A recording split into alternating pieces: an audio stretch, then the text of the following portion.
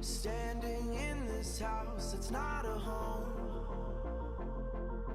Going through the motions, killing time. Waiting for a reason or a sign. Before I fall, I need to know. Are you still holding on? Have you lost hope? 'Cause it's not fair to keep me close with broken promises. I need you to let me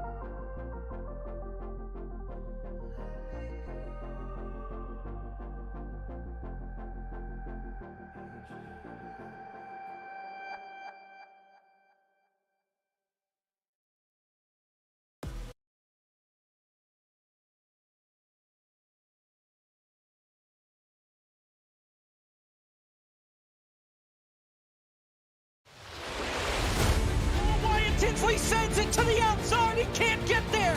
Kevin King is going to win the Barr FTF Cup Series. Into the lead. Bud gets wrecked in front of the pack. He saves it. 3-4 wide as they come to the white flag. Here comes Vargas down on the apron. They are 5 wide. Ian Plash will win it at the line. Is this package? Oh, there goes Jordan Lopez Jr. That's your race leader. Caution flag is out. Still no one willing to give up as they're going to be dead even off of the first chicane. Oh, he saves it. What's going to happen here? Here comes the canvas. Oh! Get your foot there. He's got it.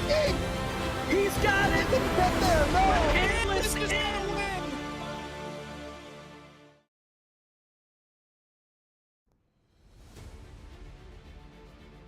FTF.GG welcomes you to the virtual Richmond Raceway in Richmond, Virginia for the Barr FTF Cup Series running of the second annual Justin Melillo. Yep, that's the race name. Glad to have you with us here on FTF. Jacob Pitts and Josh Mendoza here with you. No Caleb this week. Zach Johnson, our producer, getting set to go, gritting right now. And our first short track trip, really, of the season, Josh. We were at Rockingham earlier in the year, but this is really the first track under a mile long, 7/8 of a mile just about, and it is tough to pass here. Yeah, it's extremely tough to pass here. It's all about tire management.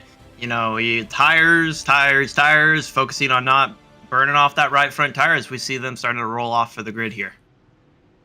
Let's take a look at our starting grid for tonight. Wyatt Tinsley's on the pole. Parker White starts on the outside.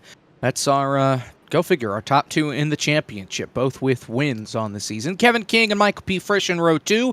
Derek Justice, Dylan Basin in row 3. Brian Mercurio, Kwame Scott, row 4. Blake Reynolds and Alex Kolnick round out the top 10.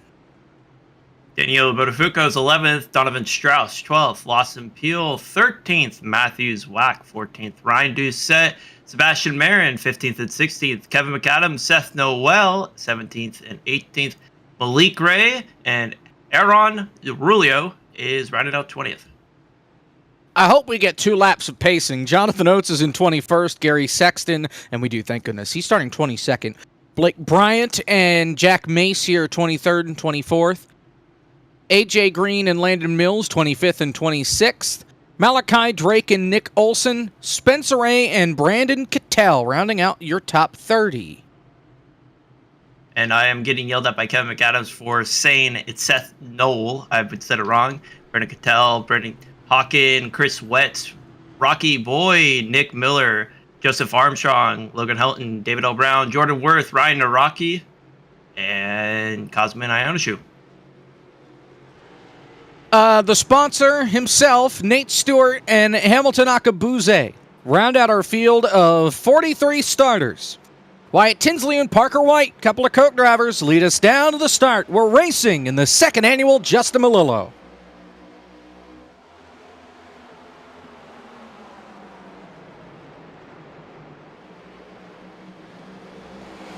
Michael P. Frisch missed the start there. He'll be starting from pit road as we work out of turn number 2 into turn number 3. All straight and orderly right now. Frisch did start from the pits. Wyatt Tinsley will lead the first lap. White in second. King is third. Last week's winner, Dylan Basin, looking to the inside. Almost got into the back of that 88 machine, and he's got the inside line checked up. He's got Derek Justice right behind. Dr. Bob is in there as well. Brian Mercurio. But so far, so good up at the front. First car on the outside, that's Kwame Scott. Usually it's Nathan Rabideau up there in that 93. Driver change for tonight. Kwame Scott in, Nathan Rabideau out. As we see them already starting to sort out themselves into a single file race, those people on the outside lane, it's like old Bristol, current Martinsville, I guess you could say.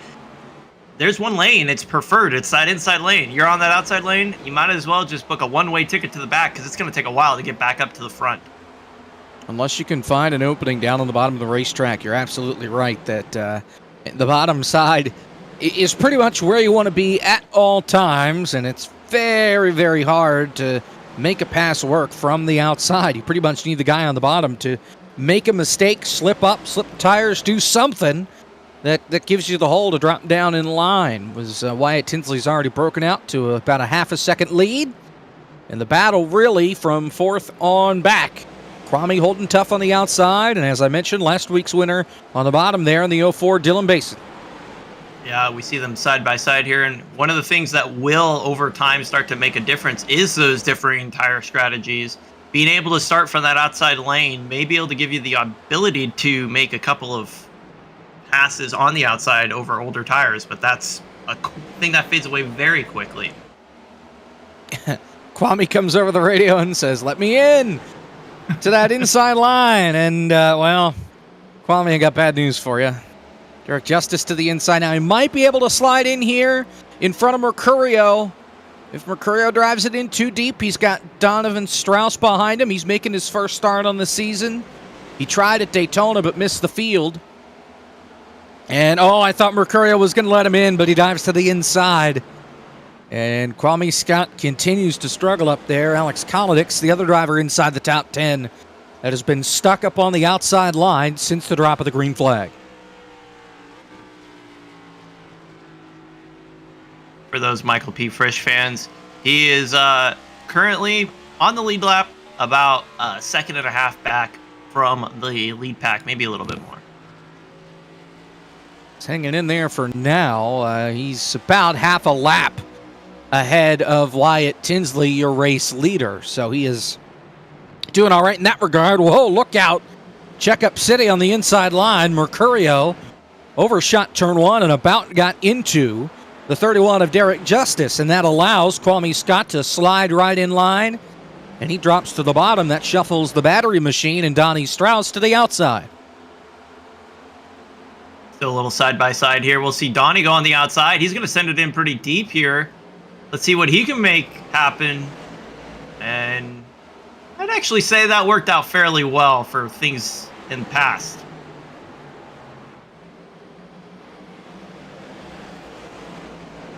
Here comes Strauss around the outside, trying to make that outside line work. A little further back, Kolonix and Botafuco bang doors getting into the corner. That's the second time that they've made contact trying to get into turn one, as Kolonix is desperately trying to get to the inside line, and Botafuco trying to hold him up there and just get on by. Here comes Strauss to the inside, though. This is for fifth on Derek Justice.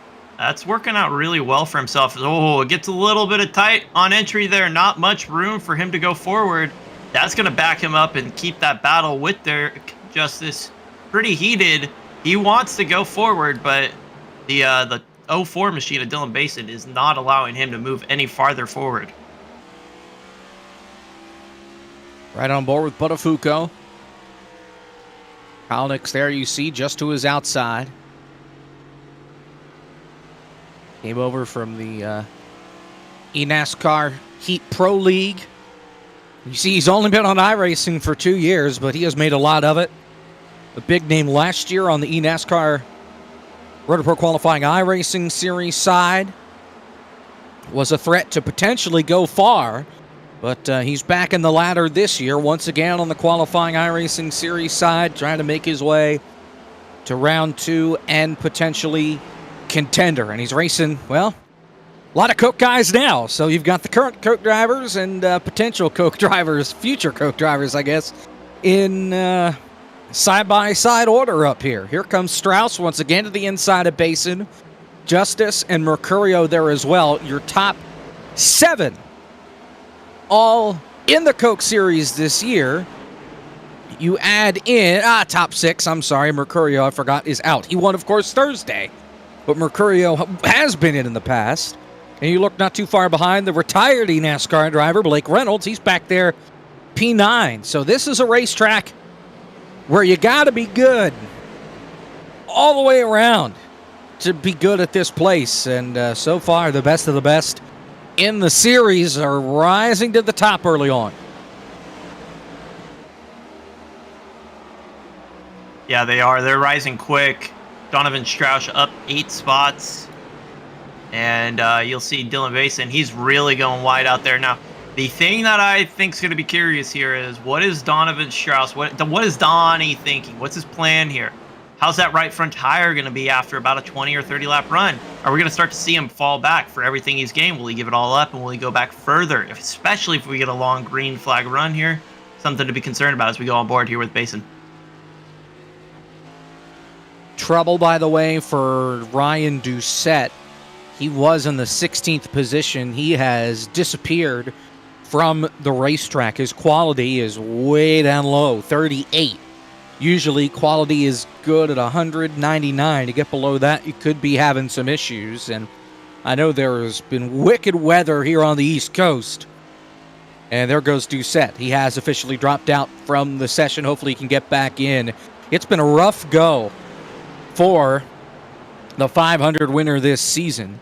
He is currently 16th in points. After his win, he missed Auto Club on speed. 42nd at Las Vegas, 12th at The Rock, missed Atlanta on speed, and then rebounded for a second place finish at Texas last week. He has had an up and down season, and it looks like it's back to the down for the Altus Esports driver in that 077. I'm looking at Daniel Buttafuoco, and I'm wondering, just frustration or what's going to happen here. You can start to see these gaps building between those cars in front of him. It's getting a little bit less gappy, but for a little while there was a significant gap. And I mean, if I'm the car behind him, I'm going to start wondering, hey, what am I losing here? Am I going to want to use the bumper to get that guy out of the way? Because you never know how much faster you could be if you didn't have a slow car in front of you. Battle just up the road. You can see it all from high above. Mercurio really sent it in on Donnie Strauss getting into turn number 1. Strauss with the better launch on exit. He will hold on to that 4th spot. Justice drop kicked back to 6th. There you see Basin scrapping with Kwame Scott. Basin has fallen behind a little, but here he is now, just about clear of Kwame, and he'll get there. That allows Blake Reynolds to look to the inside, but he'll have no success downstairs. Now your top 15 make it 16. Single file. First side-by-side, Landon Mills, Jack Mace. That's for the 17th or 16th position right now. 17th. Everyone else, single file. And, you know, I said you just get annoyed with slow cars. Well, what's the slowest thing you can do other than drive side-by-side? I think that would get annoying if you're sitting there watching somebody race side-by-side for lap on lap on lap, is you just give up time and burn it away. Let's take a look at the paint scheme on Aaron Riolo. As he hits the wall, got loose on exit. Oh, we're almost wrecking in the back. Nick Miller almost goes around. He got hit by, I think, Malik Ray. Joseph Armstrong got into him. He turned down across into Armstrong. Brandon Hawkins got into Armstrong then, and they all saved it in the back of the field. Meanwhile, Riolo, I'm not quite sure who we were on board with, if it was Riolo or not. If we look at his paint scheme, particularly the hood of the race car, it is truly something. He forgot to send me the paint, it writes on the hood. That's why it's all white. Because there's really no paint for that car this week. You know, we should just start selling sponsorship for cars that forget to send us their paint schemes. And we'll just profit off of their laziness. Well, no, they didn't send it to us. They didn't send it to Aaron. That's why there's no paint scheme on the car. I see. I thought we had a... I thought Zach was out there getting a little feisty with the drivers. That would have been great. The drivers wouldn't listen to him anyway, so having a paint pack would pretty much be useless. So we just kind of go with the flow, and if they show up with the wrong stuff, they get told about it. So that's about as far as it goes there. Kwame Scott under pressure right now from Blake Reynolds.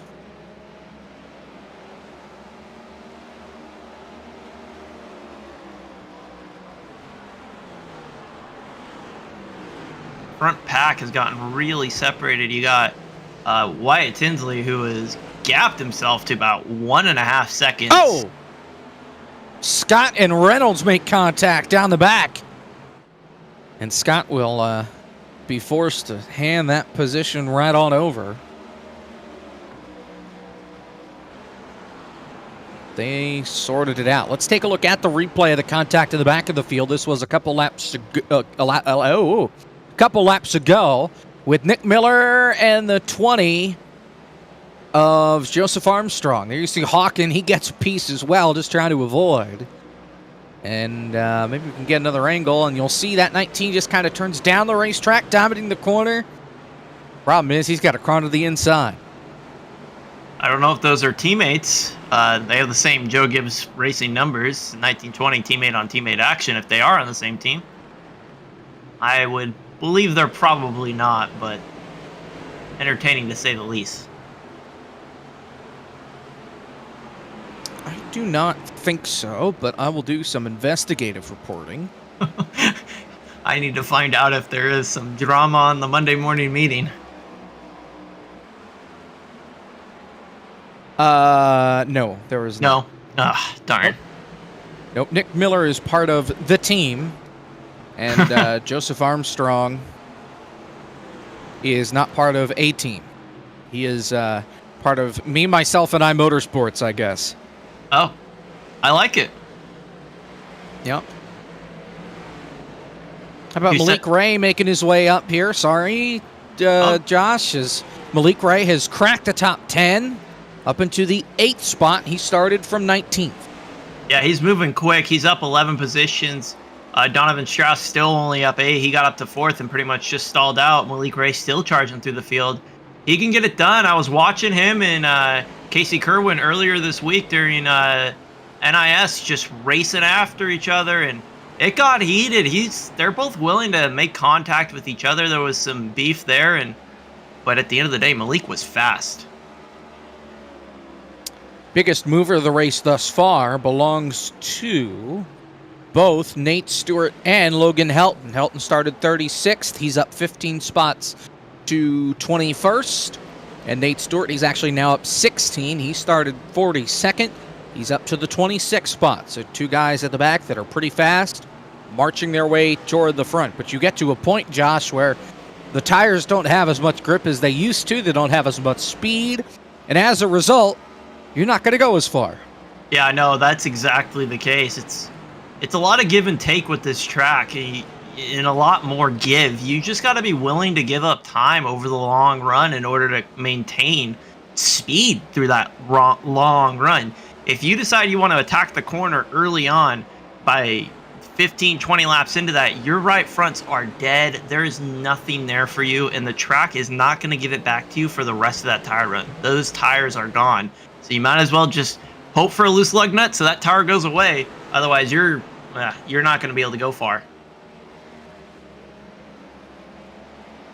Stages in this race, lap 60 and lap 130, 250 laps on the board in total for this race. So we're more than halfway through stage number 1. You saw Blake Reynolds make the move there on Brian Mercurio, and as a result, Mercurio got a little sideways there coming up off the corner.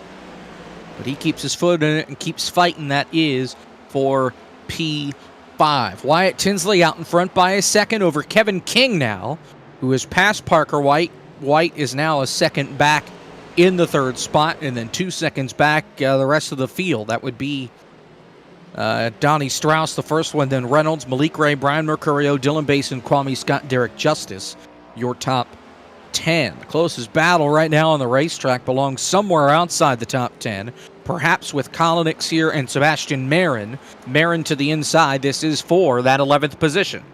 Yeah, we'll see them battling side by side through turns 1 and 2. No real room there if they want to slide up, so he's going to try and keep it 1.5 lanes down, not get into it, make that pass real easy. You'll see how preferred that inside lane is there, and Alex is easily going to give it up for him. Marin has been one of the stellar newcomers this year. Remember, he is a rookie. Had a lot of speed, showed a lot of speed in qualifying at Daytona just, about 2 months ago already, and he has had his ups and downs this season. He's 21st in points. He would be on the outside looking in as far as the playoffs, just barely, though.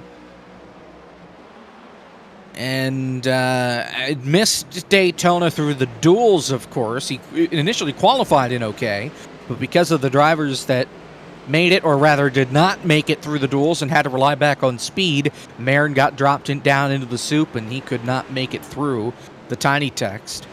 29th at Auto Club, missed Las Vegas. He's made the last 3 races. He's had top 15s in each of them, 11th at the Rock, 15th at Atlanta, and his first career top 10 in FTF P9 from Texas. Car on pit road, it is Ryan Naraki on lap 44 under green here from Richmond. Perhaps some strategy, only 60% capacity in the fuel cells for these cars today, so they're not going to get as much fuel in these things as they would like. Yeah, that's almost splitting it up into 4 stops right there. Lap 45. Lap 50 would be that kind of 4-stop strategy if you wanted to do that. I don't know if I personally would want to do that, but that's an option. If you really want to try it, you can. I've been looking at a couple of cars out there, seeing them, a couple of them hit the wall. I also want to give a special shout out to Michael Frisch. On the scoreboard, it may say he's down 23 positions, but if you look at since the start, he started in 43rd. He's already up to 27th, working on 26th, and has a new line of cars ahead of him. He currently holds the fastest lap of the race as well, faster than the leader. And he is just working his way through the field, making it happen. Currently 27th. Now, probably next time by on the stripe, he'll probably be 26th, if not 25th. Death, taxes, Michael Frisch starting from the pit lane. Name a more iconic duo. Rather, I guess, trio. Nonetheless, he'll continue to work his way up through the field. That's Jack Mace you see there. No, 07, Blake Bryant, I'm sorry. With the 24 of Nick Olson, and there you see the 4 of Nate Stewart as well, the Rise Esports driver. That's back for 22nd through 24th. Of course, Nate Stewart started at the back of the pack. He's up 19 spots since the drop of the green flag. I'm just thinking Michael Frisch is just sitting here going, hey, look, that's 3 free. So he's just waiting for them to get into each other and pass all of them. I would not be shocked if he gets past all these guys in 2 to 3 laps. Meanwhile, let's focus on the lead because Kevin King has caught Wyatt Tinsley for the lead lap traffic effector. Fresh tires for Nalraki. Tinsley has to let him go. And hello, Kevin King, the champion. Reigning champion of the series for second place in that race and in the championship belonged to that guy right there that you see, Wyatt Tinsley. And we've seen him on a regular rim before. I just find it interesting that he's on a Formula rig for a short track. I understand for the road courses in these cars especially, but yeah. I can't imagine it's easy. Maybe it is. I don't know because I don't have one. Using one of the Formula wheels for a short track. I don't understand it either. We saw it in the Coke race. Lots of people running the F1 rim, and bless your heart, Blake. That interview was fantastic when you brought up the Formula rim while he was completely upset. That was amazing. You have to be there to see that.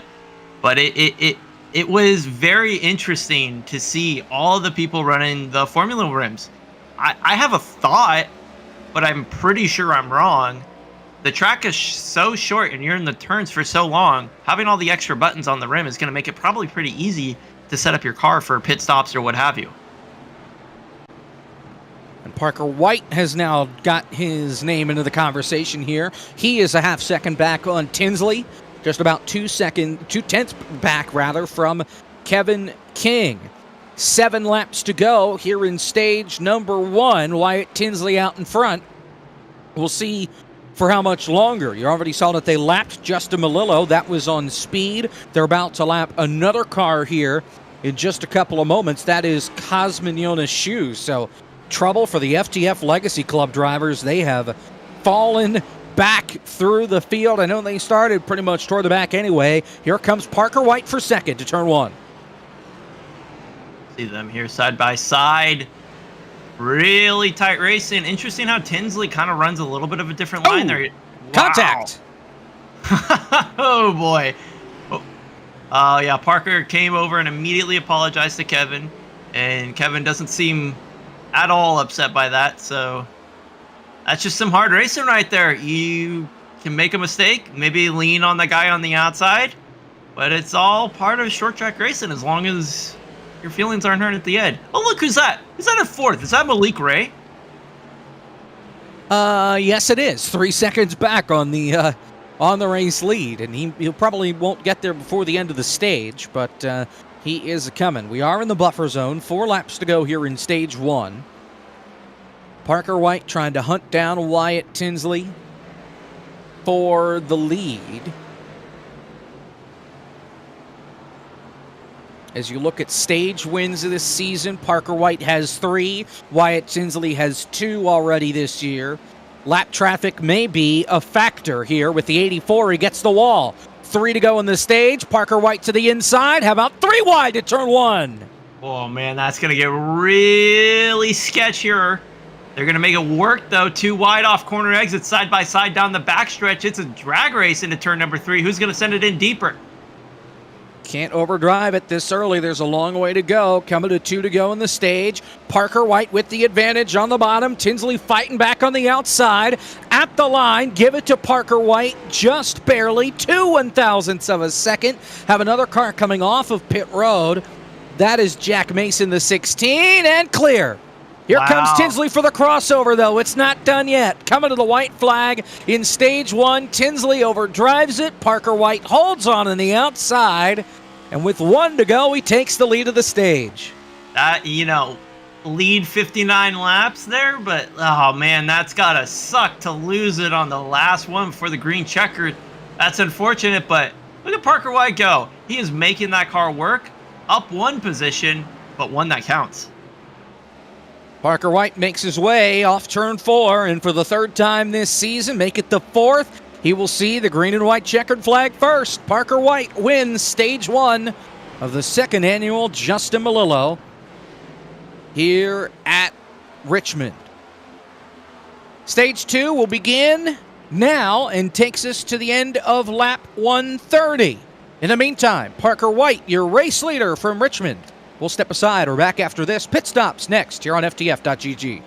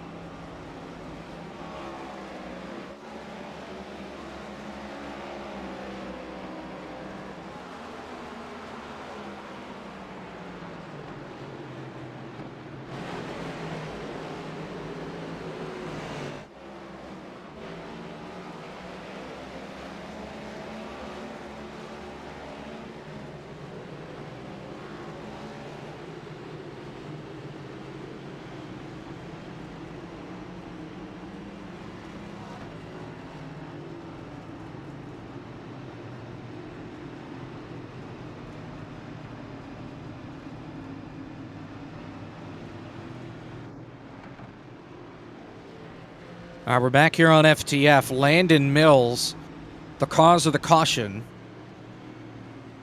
There was some contact going into turn number 3. If he said he was pitting, he didn't tell anybody, and then proceeded to back up in front of a live racetrack and almost got killed. Pits are open, though, and for everybody that had not stopped up to this point, they make their way to pit road now. That includes your stage winner, Parker White, Wyatt Tinsley, Kevin King, Malik Ray, much of the top 10. As Donnie Strauss just made his way to the pit lane. Yeah, Landon Mills did not say he was pitting. Just wanted to check on that. And oh, man, look at all those guys have to back up in their box. You saw it there with Tinsley. You saw it there with Kevin King as well. Had to slide right on back in order to get into their box properly. So the race off pit road, Nate Stewart missed his box, so he wins the race, but he's going to have to come back in. Parker White will win it officially. Nick Miller is the wave around, so that's why he scored up so high. Then it's Tinsley, Kevin King, Blake Reynolds, Malik Ray. Hamilton Akabuze also missed his box here. Donnie Strauss has parked the car. Interesting. So here's what happened. Mills does not call that he's pitting. So he stops in the corner. Riolo runs him over, and he misses pit road. All right, so what do? Obviously, the track is still hot. He backs up across the racetrack and almost gets hit by that entire pack of cars. First onto the scene there was Jack Mace, and that could have been a whole lot worse. Yeah, kudos to race control there for throwing that yellow. I mean, it wasn't clearly something that, I mean, by the letter of the law was a yellow, but at the end of the day, that was a yellow. That was clearly and obviously a yellow. I don't know. That's unfortunate. That should have been, he should have called out that he was coming down pit road. We'll see right here as he's backing up. Beep, beep. Just coming up, Jack. Oy. Yikes. Yikes, yikes, yikes. Maybe we need to install a mirror off of turn number 4 like they have on those driveways that are blind. You can't see on the road coming up.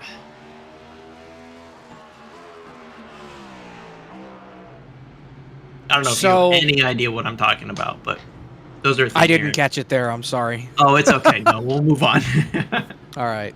It shows Melillo as the leader, but that's not true. He is tail end of the lead lap with Wave. Same thing with Naraki and Noel and Mace and Justice. So Justice will get back onto the lead lap here. And he's actually in the top 5 in points. We'll take a look at the points here, as the field was choosing going into 3. Looking at the points, okay, top 10 for Justice. He currently sits, well, in the 9th spot without the playoff stuff. So obviously, the wins shuffle things around a bit. Parker White and Wyatt Tinsley are 1 and 2 in points, even with they are 1 and 2 officially.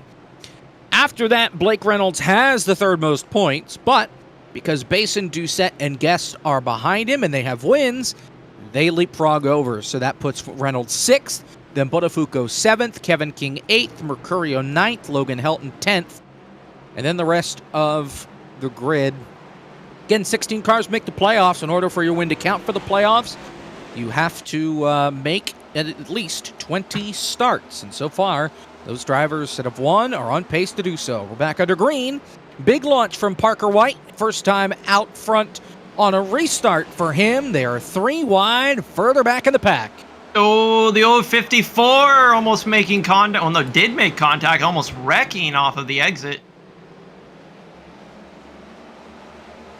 He sorted it out, though. It's just back around 17th or so. Yeah, oh, Alex is around in front of the field. Oh, he gets it straight. That's incredible. No one wrecked. That should have been a wreck. Wow. Kolonix, he sent it on the 24 as Nate Stewart has contact. Keeping it going great. I don't know. All right. So there was contact with Nate Stewart and Rocky Boyd in the 107. And, yeah, so they straightened it out. There's chaos going on the racetrack right now. But so far, we're good. Lots of arguing from the drivers in chat who think they are the officials of the race and not the race officials, so my favorite thing in the world.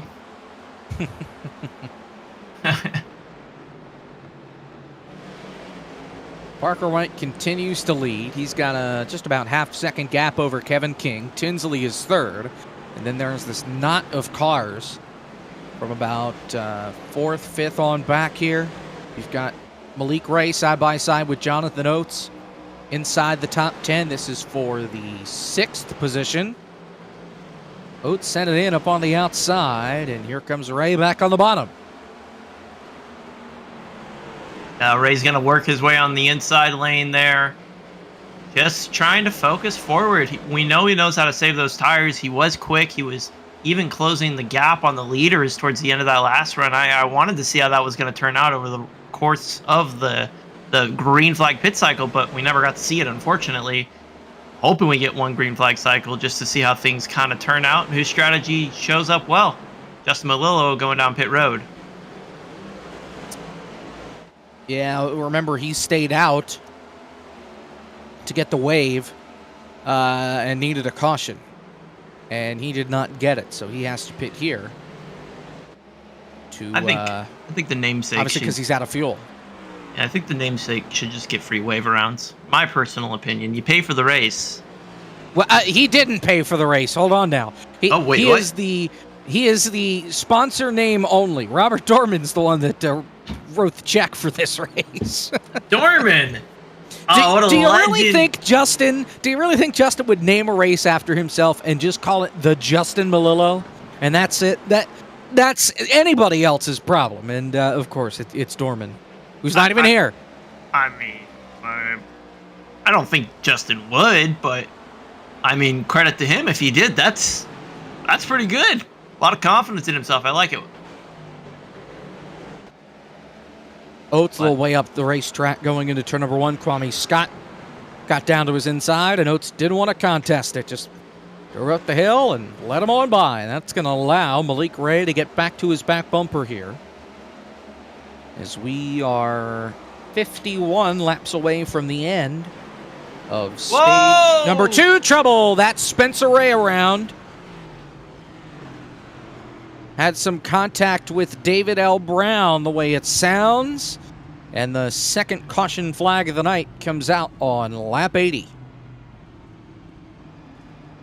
I believe Cosmin Ionishu is going to be the one who gets the free pass here.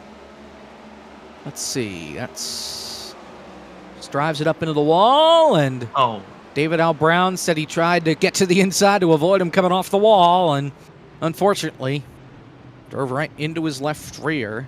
Racing deal between the two of them is the cause determined by race control. Now, Josh, coming into this, 7 sets of tires in the pits. They've already used one, and it's only been 20 laps, but everybody, it looks like, is going to come to pit road and take tires here.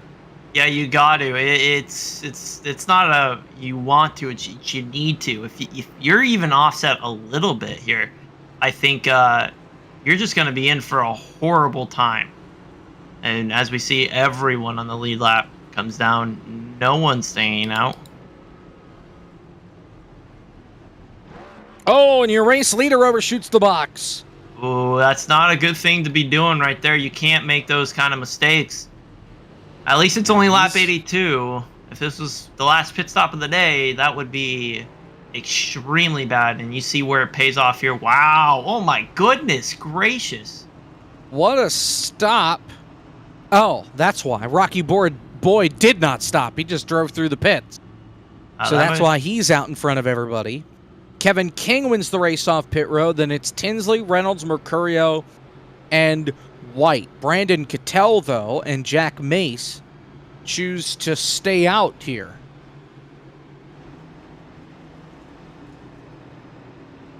And we'll be choosing here, I think, this time by. And that's, that's Boyd dropping to the back. No, who is that? I can see a Blake 7 Bryant. machine. Yeah. Blake Bryant screwed it up on pit road.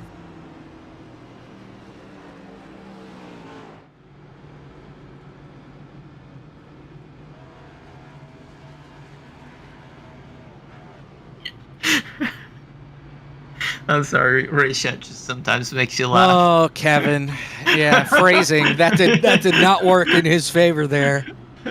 Talking about the choose cone and said Justin posts pictures every week of the cone, not of him. And So the choose zone is the first hash on the inside line going into turn number 3. Good luck putting a replay on that.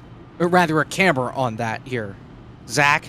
I thought it would be like, the apron or not the apron. No, it's the first hash on the inside. Hey, there it is. Look at that. So as you can see, the hash is circled.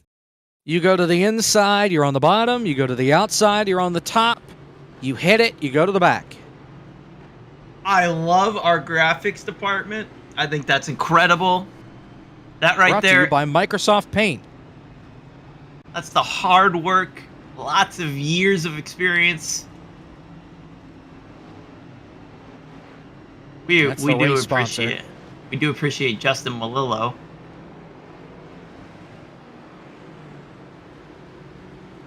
Oh, Matthews whack.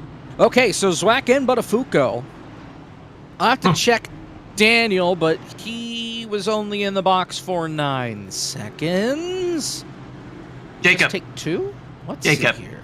I want you to watch Wyatt Tinsley here. Outside, second row. He has fresh tires. Do you think he takes a 3 wide going into turn 1 here?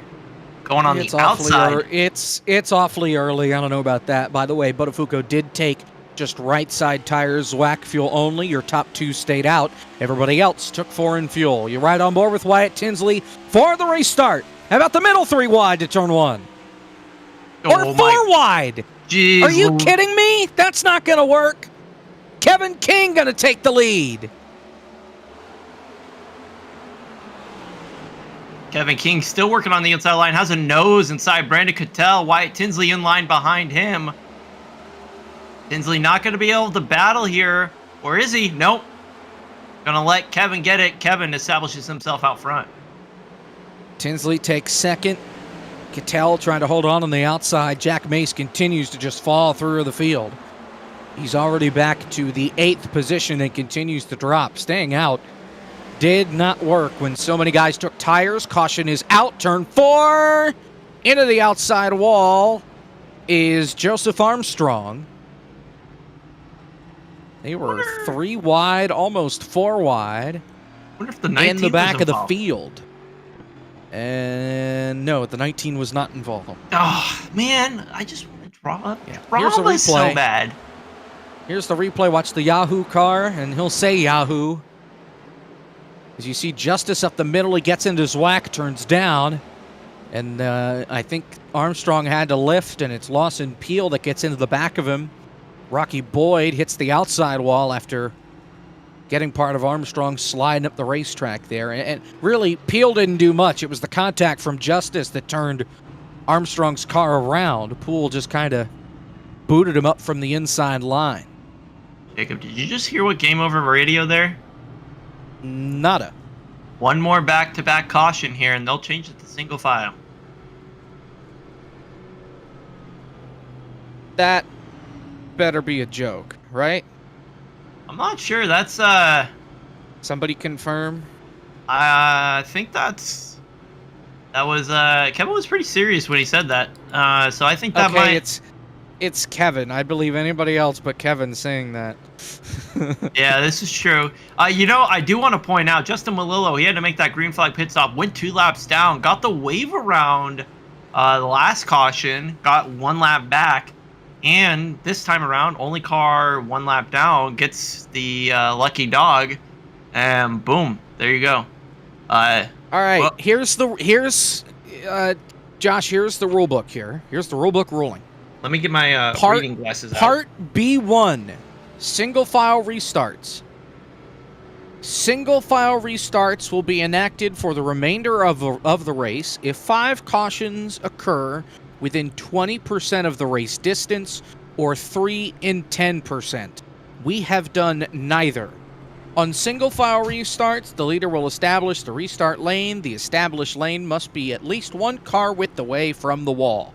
Passing left or right or changing lanes is not allowed unless the car in front of you creates a gap. Same procedure as double file. So I believe they are... so we are not within... Wait, am I reading this the wrong way? And it's within 20% to go? So no, it's 5 cautions if 5 cautions occur within 50 laps or about 40 laps, and then 3 cautions within 25 laps. If any, I imagine that's a rolling number. So within the previous amount of time, previous 40, previous 25. I'm using that because the race distance is 250 laps. So, sorry. So yeah, 20% is 50 laps. Yes, I'm sorry. And then 3 is in 25. So, this could very well be the last time we see the choose cone in this race, as we're looking at it right now. If we go to single file, the choose is pretty simple. You're in the lane. So what's the magic number that we have to hit now? I'm trying to figure. When was the first caution we had here? I want to say it was around lap 73 or 75-ish. No, it's Let me see here. All right, so we had a caution on 67. lap 63, 63, 79, and 86. Okay. So 70, you said 77? 79, 63, 79, 86. Meanwhile, we're back to green. We need to make it to, I think, 99 laps here to not go single file at least. So we need to make it 7 laps. I do believe that's the number we're looking at, but don't quote me on that. I don't have my calculator built for that one yet. That's a new rule. Brand new rule for this week that nobody knew about. Nonetheless, 93 laps complete. You've still got a long way to go here to get to the end of stage number 2. Kevin King, your leader. Blake Reynolds is now second. Mercurio on the inside. He takes over third. Tinsley stuck on the outside. Parker White to the bottom. This is fourth on back right here.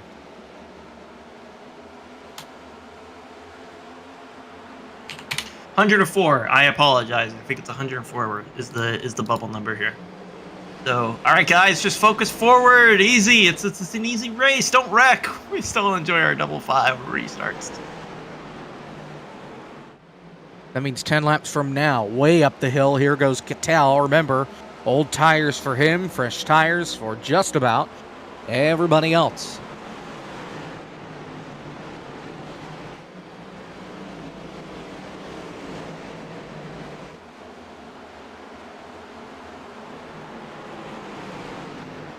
Yikes, that was close. It's getting very close. I think these guys almost want to go single file restarts with the way they're racing each other right now.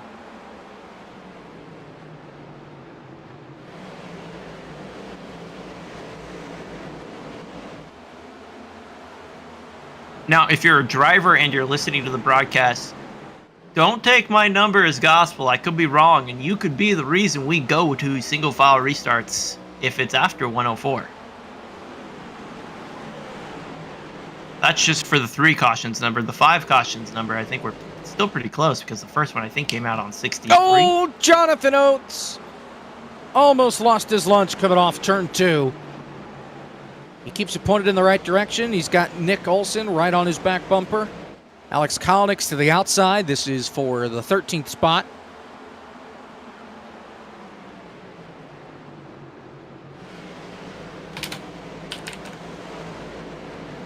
Typing noises. Oh, I'm sorry. Sound like Zach. That's me. Cherry Mike's Blues, I apologize to the broadcast. Next time by, 100 laps will be complete. Here from Richmond, which will mean 114 to go. What did I say? 150 to go. 150. I was trying to figure out your math. Yikes. Yeah, well, there's a reason you're doing the math and I'm not. Caution. And it's before lap 104. Big wreck in the back of the pack. Rocky Boyd in this, Matthew Zwack, David L. Brown. And I think this means that we're going to be going to single file restarts, unfortunately. But it's contact between the 7 of Matthew Zwack and the 054 of Aaron Riolo, it looks like, to tip this whole thing off. Well, let's take a look at the replay here. He'll drive it on in deep. Gets into the 7, turns him sideways. He gets the apron and just can't save it. Up into Miller and around. That's just that's disappointing.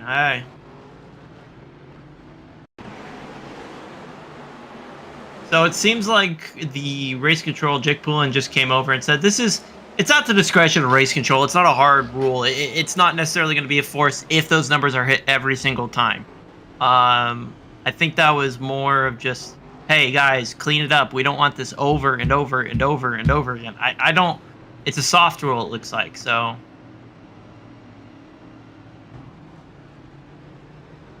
needless to say, pit stops. Yeah, a couple of cars are, but not everybody. Your leaders will stay out, as they can make it to the end of the stage, at least on fuel, with that earlier caution coming at the start of the stage. So inside, 30 to go here in stage number 2. I think we're still going double file, if I understand it correctly.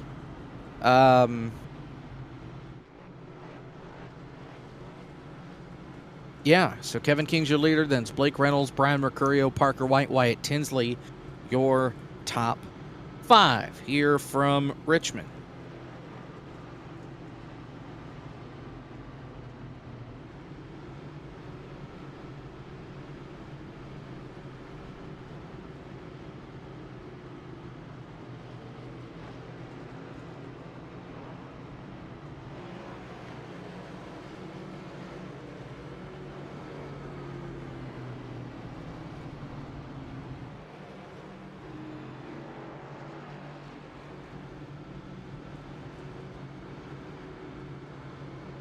Let's see here. Trying to find stuff to talk about. Well, I want to take a look right now and see where Michael P. Frisch is. Oh, look at that.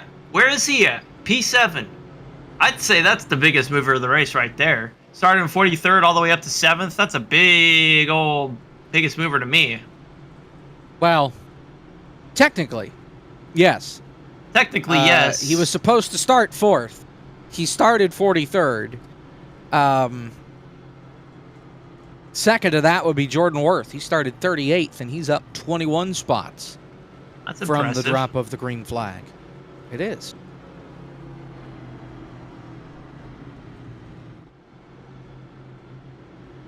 You know what? Well, I'm gonna let him choose. You mind if we talk to Frisch real quick? Go what he's for it thinking? if he's Yeah. here. Yeah, let's do it. All right, Frisch, you chose to start from the rear. Was that a mistake? Yeah. Or was that was a mistake? Yeah. We took the headset off right before the warm up. Go grab some water and a snack, and I get back, and it says missed start. So luckily we qualified P4, I think. So we had a pretty late stall, so I got out pretty quick, and I think before the others came out, I got all the way up to the 16th. So just marching back up to the front now. That's awesome. You happy with the car? You think you can go out there and win it today? Oh yeah, we got a piece for sure. It's gonna be hard. We got some fast teammates in front of us. Gotta deal with them first. They're gonna race me pretty hard, but it'll be fun. All right. Well, good luck here. Have fun. Thank you. There you have it. That's Michael P. Frisch. He'll restart in the 8th position. Green flag. Ooh, Trouble man. for Kevin. So while we were talking, Kevin had his wheels and or pedal decalibrate and his throttle hung. So he luckily didn't mow anybody over, but he came to a screeching halt in turn 3, towed, the engine has blown while he's on the pit lane. Kevin McAdams is done for the night. Oh man, I wonder how that affects points.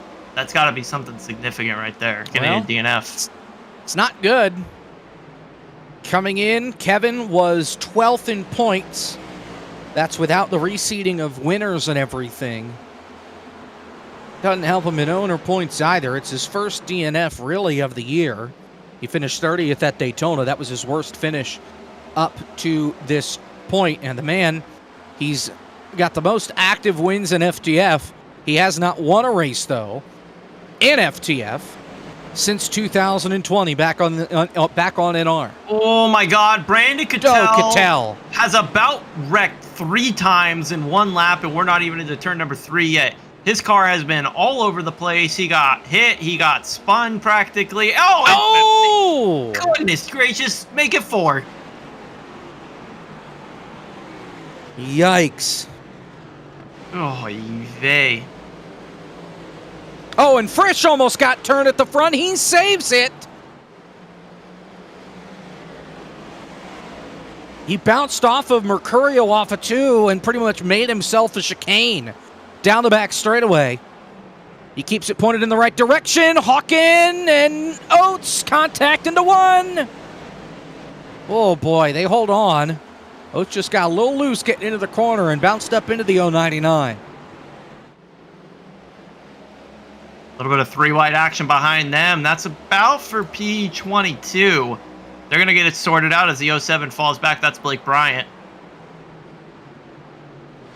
Wow. This is really showing the differences tires here. Those falling back real quick. How about Malik Ray charging to the front? Same thing with Derek Justice. They are both on new tires and are charging their way through the field. Justice up to 11th. Malik Ray up to the 15th position right now. So they could be in potential to win the stage. They have less than 20 to go in stage number 2. You ride on board with Oates, who is inside of Jordan Worth.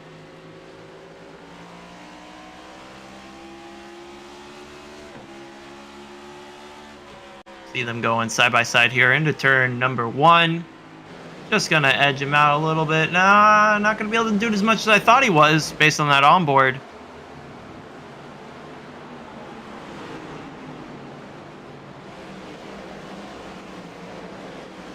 This has got to be maddening for those behind him that just want to get going forward. They don't want to lose any sort of momentum here. As we see, there's a little 3 wide action in front of them. They're going to get it sorted. Well, maybe not. It got a little dicey there. That's Malik Ray you see involved. 99, that's the inside of Hawken. We'll get it sorted out. That is for 12th. How about for the lead? Here comes Parker White to the inside of Kevin King. Trying to get back out in front. King putting the squeeze job on him. Almost contact down the back straightaway to turn 3. White tried the outside that last time by in turn 1. It didn't work. And Kevin King uses the outside to his advantage here. And he'll hold on to the lead. 14 to go in the stage. Jack and Mace goes it. He is done for the day. Pulls it off track. Interesting. Wonder what happened there. Yeah, he was just chilling in the pit box. I think he just called it a day, pretty much. No contact or anything. He just pulled it to pit road. You know, this might sound bad, but I understand. Richmond did that to me a couple of times. Kind of raced for 100 laps, and then you realized you just weren't having fun with it. Seth Knoll, AJ Green side by side for the 15th spot. And right back to the front we go, not to the leader though. Here comes Derek Justice to the inside. He will get by his teammate in Wyatt Tinsley. Last week, Wyatt said that the paint scheme that Derek runs is cursed, at least to him. And Wyatt had been running the black version of the Kansas City Pioneers machine, switched back to white for FTF for this week. And so far, so good, but this is pretty similar to how things went last week for Tinsley, crashing for the stage with Parker White last week. We are, I believe we're quickly approaching the end of stage 2. 10 laps to go 10 here. laps. Yep. Yeah, Jake, you owe me a soda. There you go. Oh, it's a nice, refreshing Coke. Here comes Justice to the inside for second. And he has it. So fresh tires have put the 031 into position number 2 for Derek Justice. 9 wins all time in FTF. That is tied for 6th all time. 4th out of active drivers. He did not race last year. He hardly raced in 2021. Oh. His last win came in 2017. And here he is looking for the stage win with 8 laps to go. He is much faster than Kevin King. That last time by 3/10 quicker. We saw farther in the back of the pack, there was a little 3-wide action pretty much the whole of the last lap, but that's all sorted now, no factor. They're wanting to do it again. There's a lot of bumping around. Justice looking for the outside. Kevin King shuts the door. Justice trying to cross him over here off 2 on those fresh tires. Puts the throttle down, and Kevin King is just too good on corner exit. Justice will try the outside in 3. He's got a nose up there. And here comes that Kansas City Pioneers Toyota, but once again, Kevin King is clear off 4. Justice to the inside now, and this is exactly what Parker White tried to do last time by. Up the hill he goes. They make contact in turn 2. Still side by side. Kevin King trying to put the squeeze on him. And Derek Justice still beating doors. 5 to go in the stage. Great stuff up here at the front. Kevin King leads halfway through the race. Cross flags in the air. We are halfway through the Justin Melillo. The second annual, the one and only. Justice on the bottom. Dogging Kevin King. Trying to take away this stage win, but the defending champ says, you know what? I don't think so. Even on fresh tires.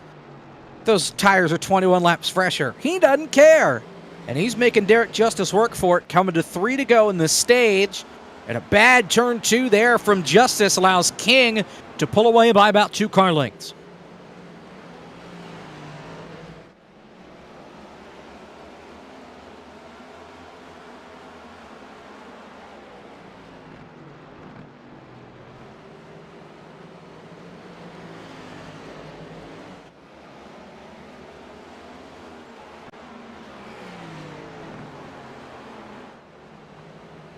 Two to go here in stage number 2. For Kevin King, looking for his second stage win on the year. For Justice, looking for his first. We might coming to the last lap. Go ahead.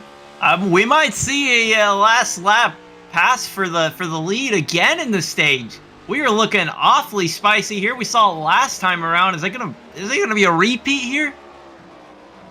Here we go. Justice looking to the inside. Defensive line from King. Justice all over the back bumper. Tap.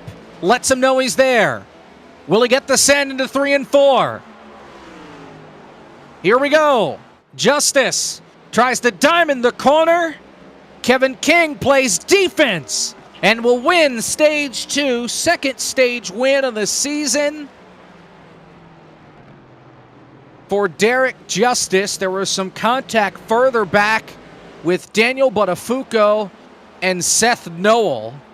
They sorted it out, but Seth Noel flat out ran Buttafuoco over and cost him a couple of spots coming to the stage. Nonetheless, Kevin King, your stage 2 winner here from Richmond. We've got a little under halfway to go in the second annual Justin Melillo. Pit stops coming your way next, once again, here on FTF. Stay with us.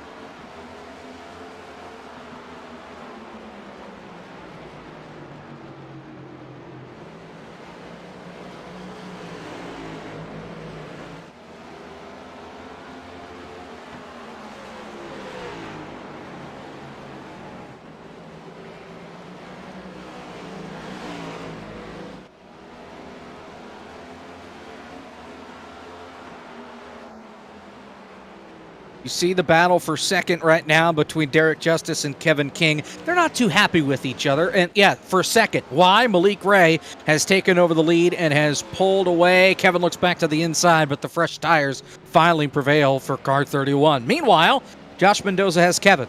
Kevin, 12th in points and not the point showing you wanted here. Unfortunate mechanical problems lead you out of this race early. Yeah, I'm still not sure what entirely happened right before we went green there, but my wheel decalibrated, and when it decalibrates, it hangs the throttle. So it was trying to cycle and recalibrate, but it wasn't doing it in time. So I towed, and then I figured, well, let me unplug the wheel, turn it off, turn it back on, and by the time it had started to recalibrate and turn back on, engine blew up. So really disappointing to have that happen. I'm going to try and get out there and get as many points as I can. I got about 18 minutes to go on the engine repair, but real tough. I made it up to about 8th there on that first run from 17th. So it's unfortunate that happened, but we'll move forward. We have a good track in Bristol Dirt coming up, and obviously Talladega. So long way to go in the season, but tough break here at Richmond. How disappointed are you with the fact that you couldn't run Richmond out? Do you feel like this is a good track, or is this one of those tracks that you were just hoping to have a good run in? I love the short flat tracks. I wouldn't really consider this a flat track, but these short, flatter tracks, 14 degrees or less. So Phoenix, I'm really good at. New Hampshire, Gateway. So I look forward to these races, especially when they go green flag like we're seeing now.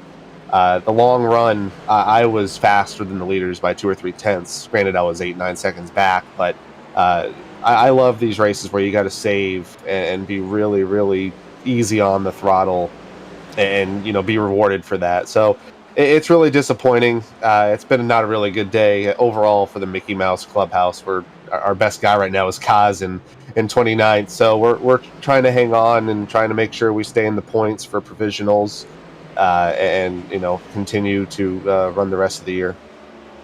All right. Well, good luck at your at Dirt Bristol, and appreciate you chatting with us. Y'all have fun. Thanks. Yeah, Dirt Bristol's next week. Can you tell I'm thrilled about that? I'm actually kind of glad I'm not the pit reporter. Wait, I probably should have held my breath. I might end up being. Yeah. You may be the play-by-play, color commentator, and pit road reporter as far as next week is concerned, if I can find a way to weasel myself out of Bristol Dirt. Nonetheless, we announced this on Thursday, but FTF1 has been revived from the dead. ModernRacingPrince.com is sponsoring the FTF1 series this time around. We're starting with the 2023 US 500 from Michigan, and the IRO1s. Registration is now open in the Discord server, ftf.gg, for more information. That schedule and how to sign up and all that is available. Fun stuff awaits us here in just, 3 weeks' time. Of course, the Barr Visual FTF Cup Series is off that weekend, which is why FTF1 is doing a 2-day thing. We're at Bristol Dirt next week. Help us. We're at Talladega in 2 weeks. Then the off week, FTF1 kicks off. We come back at the end of April with Dover. Wind still has a couple of weeks off. They are back in mid-April from Texas. Autobahn ends their season from Spa? No, Road Atlanta on Monday at 9:15 Eastern. And that's about it, I think. Oh, yeah, Blake's World 600 with the Gen 4 cars is happening on here. That is, qualifying is Tuesday the 26th and the 27th. That doesn't sound right. 25th Of what is of April of this Okay. month. Tuesday, April 26th is qualifying. The race is... No, I did it again. I'm sorry. The Tuesday the 25th is qualifying. Wednesday the 26th is the 400-lap, 600-mile race from Charlotte Motor Speedway.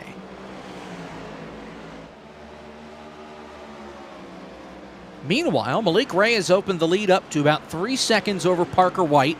Derek Justice sits in third. You see 3 wide action right there with Gary Sexton, Seth Knoll, and others. Nate Stewart and Brandon Cattell have both parked their cars. They're done for the night. Heard somebody say they're pitting this time. It's Dylan Basin, who was inside the top 10. I think there's a good reason for why Nate Stewart decided to pull it off. He had a massive moment when we were talking to Kevin McAdams. You'll see it right here. He's kind of just chilling out there, and Landon Mills... Oh, actually, no, he just got on throttle too quick. I think that's why car number 4 is parked it. I know he said he wasn't feeling the best, and he at least wanted to make it to halfway as far as points were concerned. And now that he did that, he has packed it up and gone home. That's your race leader right there. Malik Ray, lap car in front of him.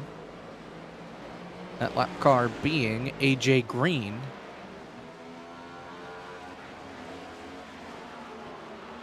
I've been seeing a lot of cars. Oates is in a cluster right now. Got into Colonix. Nick Miller just came off the pit lane. And he was trying to get by these guys. He's like, please, I'm on fresh tires. Let me go. They do, and he slides on by. Here comes David L. Brown to the inside. This is not for position. He has also recently made a pit stop. I'll say this group that Nick Miller is working his way through right now, I've been watching them for about the last 20 laps. And there's been about 3 or 4 close calls of cars either making oh boy, Nick Miller going real low there to block off. I think that's Naraki. Nope, David L. Brown, but he almost got into Armstrong. Yikes. Oh, and Armstrong hits Buttafuoco! Make that 5. Yikes. That's what I've been seeing out of this group. I'm a little nervous with these guys around each other. I think if the caution's going to come, it'll likely come out of this pack. And Buttafuoco started in the 11th position, was up inside the top 10. He has dropped back to the 17th position now, just getting bullied around. Oh my Here God! comes Nick Olson to the inside. There's Wets on fresh tires making the outside roll. Meanwhile, Colonix is going to pit here. He's just behind this group. Still no pitting yet from the folks out front. 95 to go. Onyx comes down pit road there. It's a slow pit road. You'll lose about 2 laps under green here. So it's imperative that you have a good on-off, no speeding under green flag, or you're going to be mired way back. Pit road here, it's very slow. 40 miles an hour is pit road speed. So you are crawling down in the pit lane while everybody else is up to speed and zooming around the racetrack. An update on the folks that are out of the race at this point. Brandon Hayes-Cattell has parked the car. So has Nate Stewart. So has Jack Mace. We already talked with Kevin. He's trying to get back out there after his engine blew, sitting on pit road after his wheel uncalibrated and throttle hung. Spencer Ray is out. Donovan Strauss is out. Ryan Doucette only made it 16 laps before he fell out of the session. And those are the folks that are out of this race so far. Battle for the lucky dog. Blake Bryant and AJ Green. Some battle that was. That's right in front of second place in Parker White. The battle's not as hot as it was, but it was pretty intense there for a bit. They were side by side, and then I think there was just a bad exit for 01. 01 coming to the stage end. He also kind of lost it, similar to Nate Stewart off of corner exit, but he kept it a little bit more straight than what happened to Nate Stewart. So he was able to get it rolling as we see the 97 of Jordan Worth come down pit road. But that's kind of how he's ended up in his position, is the 01 just taps the outside wall there.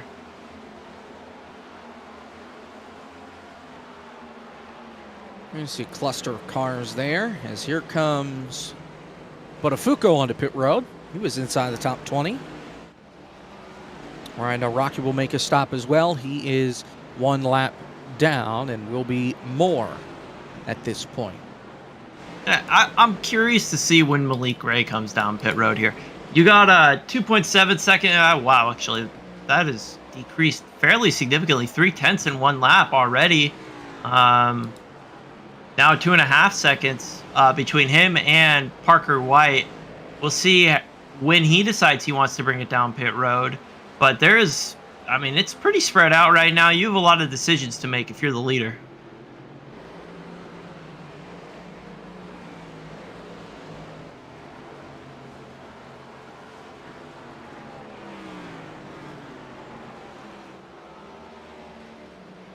Jonathan Oates will pit here this time by.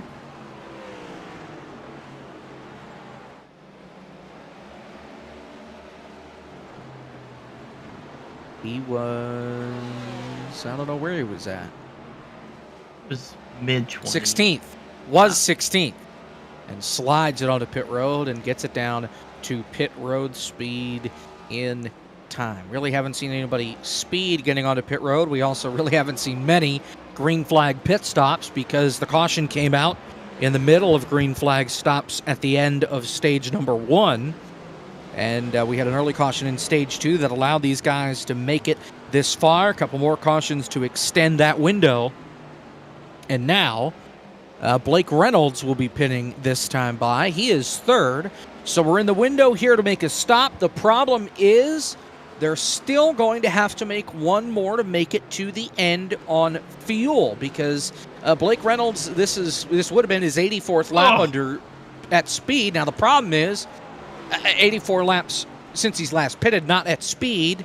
As oh man, smoke show there from Brandon Hawken locking it down. He gets it on pit road in time, but the deal is Blake Reynolds. Yeah, he went 84 laps on fuel, but several of those laps were under caution. So that just extended his window. Really, they're looking at around 65, 70 laps on a tank. With 84 to go, they will not be able to make it. The folks that pitted later, like a Malik Ray, like a Derek Justice, Seth Knoll, Landon Mills, Aaron Riolo, Matthew Zwack, they're going to be closer to a window to make it to the end on fuel.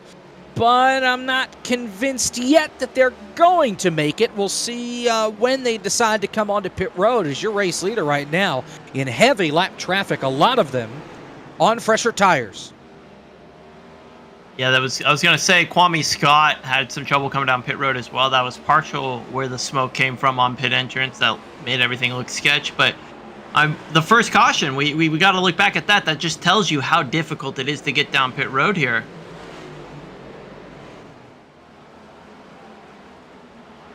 Logan Helton coming in. There's Kevin King, Nick Olson, all on the pit road. Leader is the middle of 3 wide right now. Faster cars going around him. That's got to be a little bit uncomfortable. Frisch coming in. That's Wets to the inside. The outside Naraki. Malik Ray still has not made the call, though, that he is pitting. There's Mercurio on the pit lane. Wyatt Tinsley is coming in this time by. The folks that are stopping now, of course, did not stop at the most recent caution. And that's why they are having to pit here. Tinsley is in. You know, I'm not sure I actually entirely disagree here with Malik Ray's strategy. The idea of just kind of sitting out there and waiting and hoping for a caution. I mean, look at that. There's going to be a ton of people a lap down, up to 16th basically. That's going to get rid of some of your competition, or at least thin it out a little bit more. If you can force this, we see Parker White, second place, coming down pit road. He's going to throw the white flag out and get 4 freshies. Well, and remember, Ray and several others pitted later than everybody that just came down onto pit road. So they have a couple more laps on their window here before they are in danger of running out on fuel and needing to pit. And also in a range now where they could potentially make it to the end on fuel with saving. Trouble in turn 4, maybe. I think we're good. Yeah, the track's clear here on turn 4. How about Riolo? He's off the pace. All I heard was trouble in 4. I look over, saw somebody off the pace, but it was somebody on pit road. Riolo did have contact. Kevin King got into the back of him and turned him sideways. King on fresh tires. Here comes Landon Mills onto pit road. He is on the same strategy as Malik Ray. Ray, though, continues to stay out, as does Justice, Zwack, Armstrong, and Boyd. Those are the cars that have yet to make a stop that are on the lead lap. Cosman's also on the same strategy, but he is 1 lap down. Coming to 75 to go here this time. You know, I know he did pit a little bit later, but the tire differential you're giving up here is just so massive. I'm not sure, like, if you think this is gonna go green to the end, I think this is the wrong play. But if you think you can get a caution here and trap all of those guys 1 or more laps down, that's a big play. A little bit of room left in the race in order to recover from a play like that if it goes wrong. But I don't think it's going to be a race-winning strategy if it doesn't happen. They're going to be 4 wide ahead of them going into turn number 1. Yikes. They sorted out. Now, looking here at times, that was a slower lap there from Basin, but Basin is a second to a second and a half a lap faster than Malik Ray. So he's got the speed advantage, as Rocky Boyd, when he tried to pit that last time by, said he was pitting, but folks just dropped to the inside of him anyway and did not let him pit. So he had to go an extra lap. And I think Malik... now Zwack is on pit road. Justice is in. I think Malik came over the radio. Still out there, and now he'll come onto pit road, sliding his way down. He gets it to pit road speed. So everybody except for Armstrong has made a stop. This is Derek Justice. Oh, yeah, that's got This is him trying to pit. Oh, no. And, got the barrels. Trouble for Justice. It was on his stop here under green, and Justice, no damage necessarily. They didn't fix anything while he was in the box. So he is still out there. Armstrong trying to pit. David L. Brown tried to go to the inside, and Armstrong's like, no, I'm pitting. Let me go. And he does. And Armstrong makes it to pit road. Dylan Basin has come back out to be your race leader here. He has a 7.5-second lead over Blake Reynolds. Reynolds is on 14-lap fresher tires.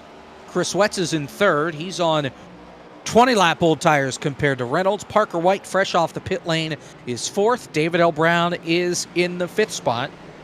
Inside, now 70 laps to go here from Richmond.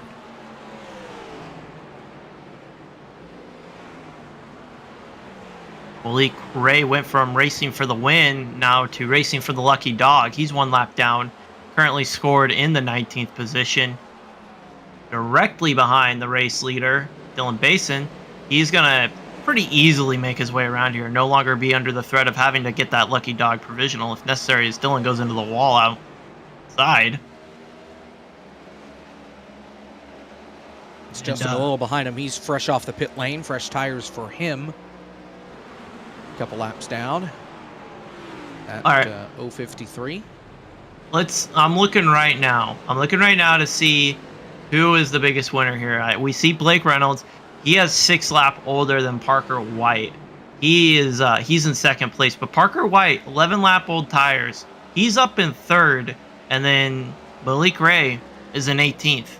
And those two were battling hard for the lead there for a while. So that shows you right there what staying out on old tires will do to your on-track performance. But Malik might be in a window where he could make it to the end. It's true. Or, Parker White would likely not be in the window without extreme saving here the rest of the way.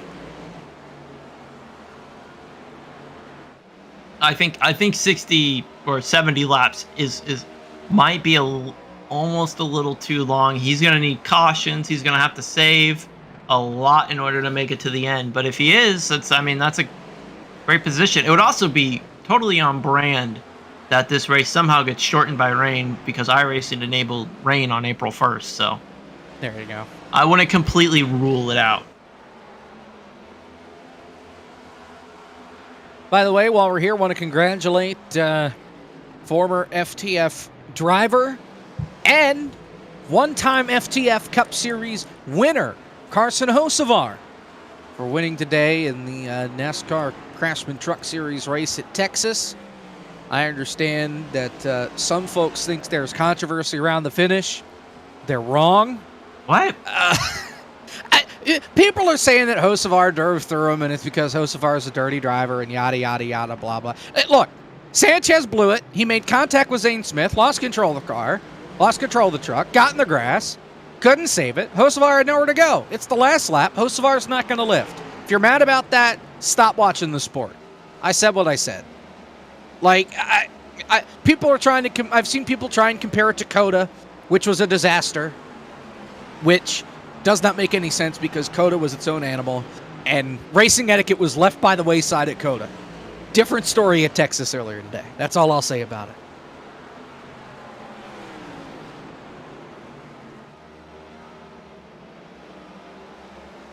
I don't disagree. Or Richmond. I don't disagree with your take. I apologize. I was taking a glass of water there.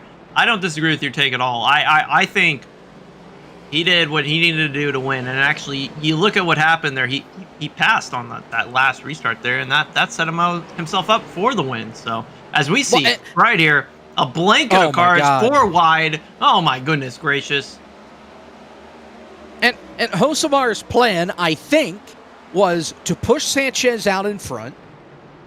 Hocevar had the run. He would get clear of Zane Smith for second. He would then have a one-on-one battle with Sanchez going into 3 on the last lap to try and win the race.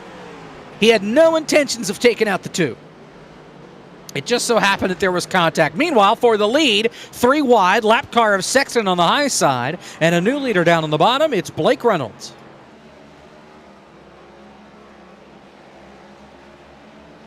I think the person you need to watch out now here is, when is Parker White going to start to become a part of this picture here? As we saw... Oh, my gosh. Are you kidding me? Kevin blew up again. Oh, he's lying. He just said it blew up again. He's still running. I think he said it. Caution! Caution! Trouble on the racetrack. Brandon Hawken has crashed on the front straightaway. Nick... Oh no! With contact from David L. Brown, this is pitting gone wrong. David L. Brown was pitting. He could not tell everybody he was pitting because race chatter was busy. So he missed pit road because Lawson Peel about ran him over, and coming back onto the racetrack, he clipped Brandon Hawken and has turned this race upside down inside the final 60 laps.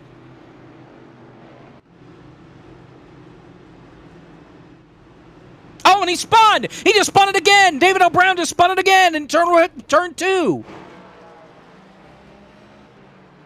On the apron, he just lost it.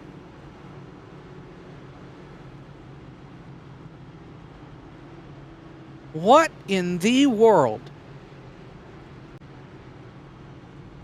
Wow. Well, pits are open.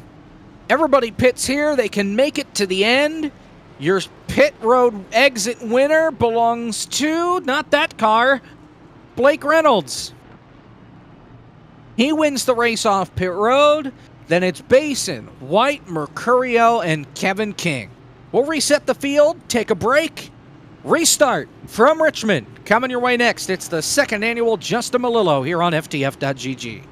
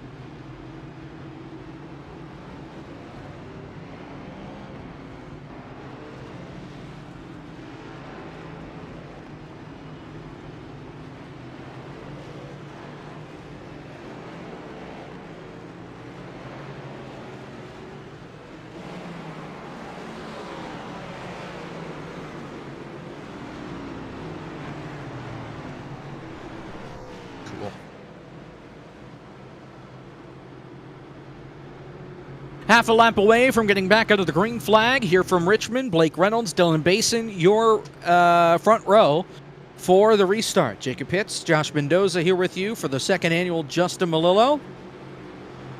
As we get set to go for the restart, 53 laps to go here in this race. Reynolds, Basin, front row, green flag, let's go!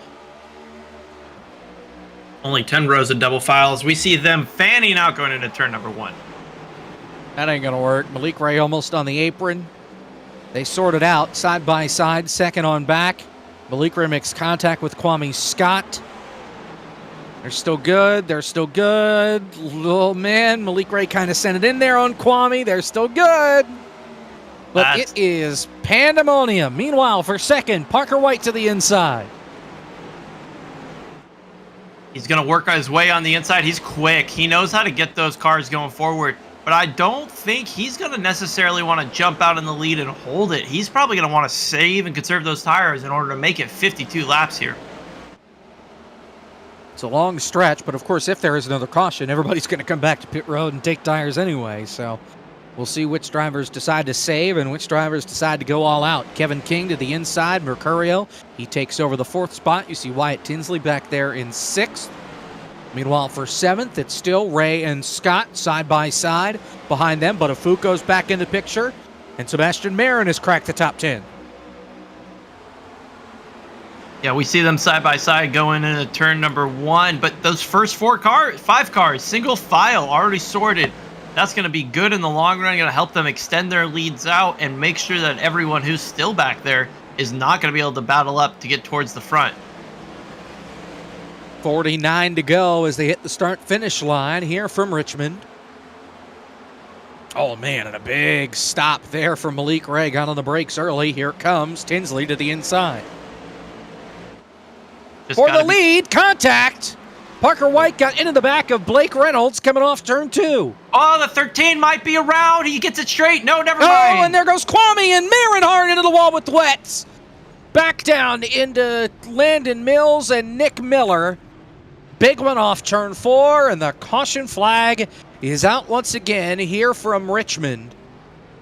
That started right there. The 93 just kind of got into the left rear of the 13, and Kwame just, oh man, oh, there's about 7 or 8 cars involved in this one. Kwame says he was there.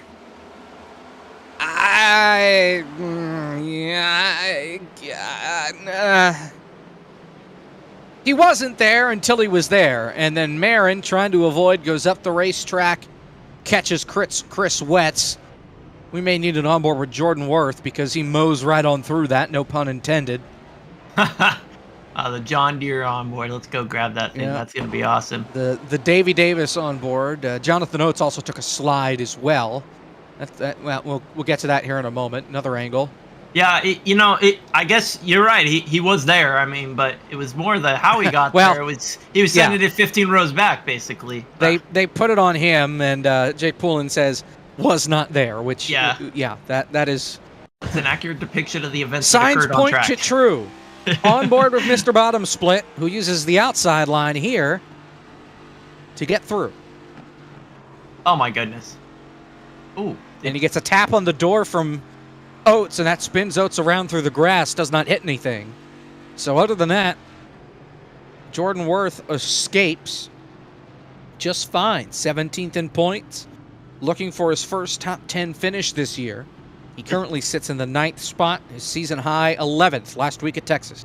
Jacob. Josh. Fun fact of the race, the fastest lap of the race was just set under caution by Kevin McAdams. What? Yep. He just set a 22.655. Fastest lap of the race just occurred.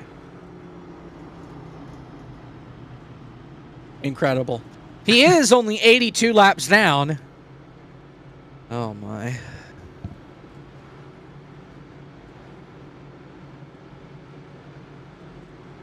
All right. We should get 2 to green here this time. Oh. Kevin now. Kevin. Kevin says he's going to give himself a 100-point bonus for hitting the fastest lap of the race under caution. I would imagine that would not go over well. I would think that would be more of a 100-point fine for uncautious racing under caution.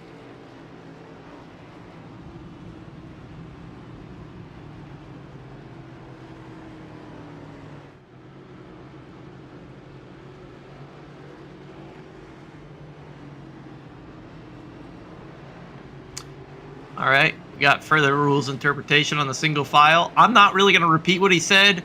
We will mention it if we think it's something that's going to happen. I don't think we need to mention it any further. Don't worry about it. If it happens, we will tell you. I was going to say, what he said was pretty simple. The first caution that with Hawken going around, that is not under the count here as far as consecutive caution flags. So really, we're only on one consecutive, not two. So we get 2 more cautions. We may see single file the rest of the way. If we don't, and by cautions, I mean like back-to-back cautions within like 3 laps of each other. But, all right, here we go. 43 laps to go. A lot more double file here, though, Jacob. So there may be a caution. We've got here. folks not caught up. There are folks still in turn 2. Green flag. Yeah, well, it's folks at the back of the field. The only one that really has a chance, Kwame Scott. As far as speed, Reynolds or Hawken is back there as well. They are 5 wide. Mercurio into Worth. Can they save it? Yes, they can. At least for now, the field is still fanning out. Noel almost into the wall. They are 4 wide. Mercurio continues to hemorrhage positions into turn number 3. Still stuck. Second from the bottom, 4 wide. Zwack and Brown on the outside. Riolo on the inside. They sort it out. And Mercurio drops outside the top 20 in 1 lap on the restart. Oh my goodness gracious, that looked like one of those for the fans laps, not an actual racing lap under green. They get it sorted, sorta. Still 3 wide behind them. Oh my goodness gracious, I'll be shocked if we make it more than 5 laps here. Blake Ryan almost loses it off corner exit. Battle for third, Tinsley on the outside, Basin on the inside. Tinsley, your winner at Atlanta. Basin, your winner last week at Texas. Tinsley drives it off deep into turn number 3. And he motors around the outside. Right around, and 37 riding Rocky hard into the pit road wall. He's going to go. That might be his day done. He's moving. It was Blake Bryant and Ryan Nawrocki that made contact. And Nawrocki did catch the pit barrel attenuator. The right front is broken. Yeah, he hit that on that Mickey Mouse Clubhouse Ford. Oh, we will get a replay of the crash. Bryant says he was not at fault for that, and that 37's up the racetrack quite a bit, but the 07 did kind of turn down on Rocky, and he says hot dog, hot diggity dog, and hits the barrels down at the inside of the racetrack. Yeah, you saw how that hit that right front. That's going to pretty much guarantee your right front tow bar is going to be broken no matter what. Yep. We see. Oh, that's 71. Hawken. I don't know why we're on board with Hawken. We'll see what. Oh, we'll see I think. No, hold on. I think I know why we're on board with Hawken. Watch this. Let's listen. Yo! Oh man. Racing deal is the ruling of the caution. I'm like, Hawken's so far back. Why are we on board? And then I look down at my replay and I see him sneak through on the outside. I'm like, oh, okay, I figured it out. Yeah. So he's back. He's back right now in the 21st position. He is on the lead lap though. Ryan Rocky should be down on pit road for about 67 minutes here to fix that tow link. Blake Bryant, not happy that one's actually being ruled a racing deal. Yeah. But he gets it explained to himself. Chooses to not argue any further with just an okay. Oh, hey, look at that. Who's that on the outside other than the legend himself, Justin Malillo? Lucky dog. The second annual Justin Malillo's Justin Malillo. And his second race, lucky dog. I think that was his second of the race. Oh, he's on the lead possible. lap. Look at that. Beautiful. All right. Getting those owner points so we can provisional in for Bristol Dirt next week. Even though we're going to have heats next week because it's dirt. And, yeah, dirt at Bristol. Hashtag not a fan.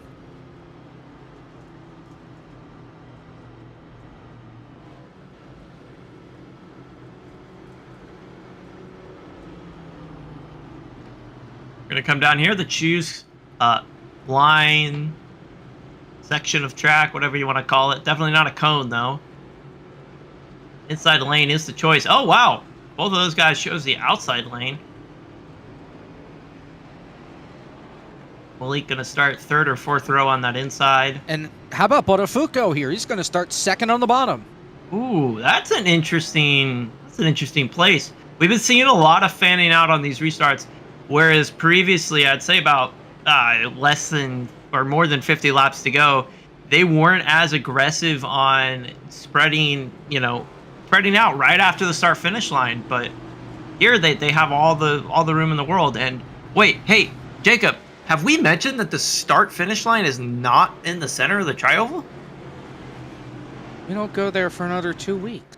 Oh, you're talking about the fact that really it's closer to turn 4. Yeah, you see right there, it's a little bit closer to turn number 4. That means there's plenty of room for activities going into turn number 1. If you want to take it 5, 6, 7 wide, hear me, drivers? Come on, let's make it exciting. I mean, the finish line's pretty much in the same place at Pocono, and arguably Pocono's a better racetrack than Richmond. Green flag with 35 laps to go. Blake Reynolds leads the field at turn number 1. He'll try and waddle away like a penguin, but Parker White all over the back bumper, 3 wide further back to turn 1.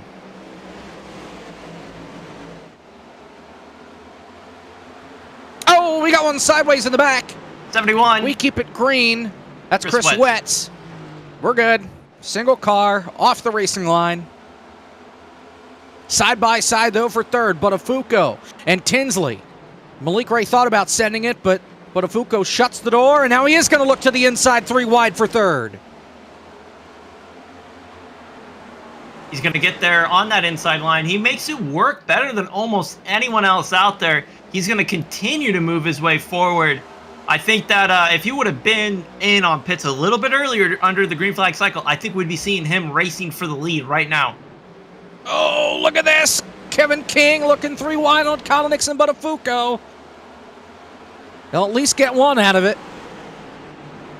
And move that 88 up into the 6th spot. This is getting really close. There's going to be a lot of leaning on each other. Let's just hope that they can keep it going forward. But that's no guarantee here at Richmond into turn number 1. Oh, man, big wash up the racetrack from Nick Miller. That checks up the inside line, and Kolonix Frisch is in that pack. Jonathan Oates as well. Nick Olson on the bottom, 3 wide. That is back around the 10th position. We still have 32 laps to go, and they're racing like it's 10 to go. Oh, and there's still 3 wide, and I think only 2 of them knew it. Meanwhile, 4. for the lead, here comes Parker White looking to the outside. He can't hold on. We're still good up at the back, but for the lead, defensive line from Blake Reynolds trying to keep him behind. There's still 4 wide. There's almost contact with Zwack and Hawken. And there is contact. Akabuze in the wall. Oh, that's They're going to good. sort out. Yeah, they're going to sort out the 4 wide right now. Now it's going to be down to 3 wide. We are making. Zach's computer is smoking back and forth and back and forth. The producer's not happy.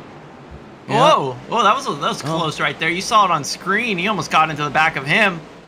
How about 3 wide again? This is Kolonix with Olson and Basin going into turn number 1. That's for the 10th spot between these 3. Still 3 wide. Parker White has cooled off for the lead for the moment, so we'll stay back here. Marin drops down to the bottom. He almost had contact with Cosman, and I think it all started with him and Akabuze. Nonetheless, they keep it pointed in the right direction, and we've sorted it out to just 2 wide chaos around the racetrack, at least for now. Marin threw a big block right there on Oates, and he goes up the racetrack and makes contact with Zwack. Oh, that's just gonna upset Zwack. He's not gonna give him any room here into turn 3. We'll see how this works out. On Hawkins down there, he's got to leave room. And here comes the Dr. Bob mobile. Brian Mercurio has cracked the top 15 once again. He's in the 14th spot after falling back to 21st after some restart antics a little while ago. Lawson Pule has some faith in his spotter. He about cleared himself off of the 25 of Gary Sexton. Apologized for it over the radio. Didn't intend on doing that. That is Frisch. You see side by side with Buttafuoco. Basin looking to the inside. That is for the 8th position. Impressive drive by Michael Frisch, accidentally starting in the pits, not even intentional, but he's able to make his way back up to 8th and just establish himself as one of those contenders in this race. And the joke is, normally Frisch starts from the pit. Most of the time he doesn't qualify when he does it. And this time we talked to him earlier, and he said he got up for water and a snack in between qualifying and the race, or qualifying in the grid, and he missed the grid, which I don't know if he had to go to the store to get the snack or what, because there was a solid 10-15 minutes between the end of qualifying and the start of the race. Fortunate, but at the same time kind of fortunate. It's worked out in his favor. Could be a lot worse going through the field here at Richmond, but the beginning of the race, not too bad. Side by side. You see it right there, this group of cars, Kolonix, Olsen, Mercurio. Here comes the 20 of Armstrong. He's been around not once but twice today, up the middle 3 wide. He'll get around the Dr. Bob car. Kolonix is still there. One car pushed wide further back. I think it's Akabuze. But they keep it pointed in the right direction. Coming to 22 laps to go here from Richmond in the 2nd annual Justin Melillo.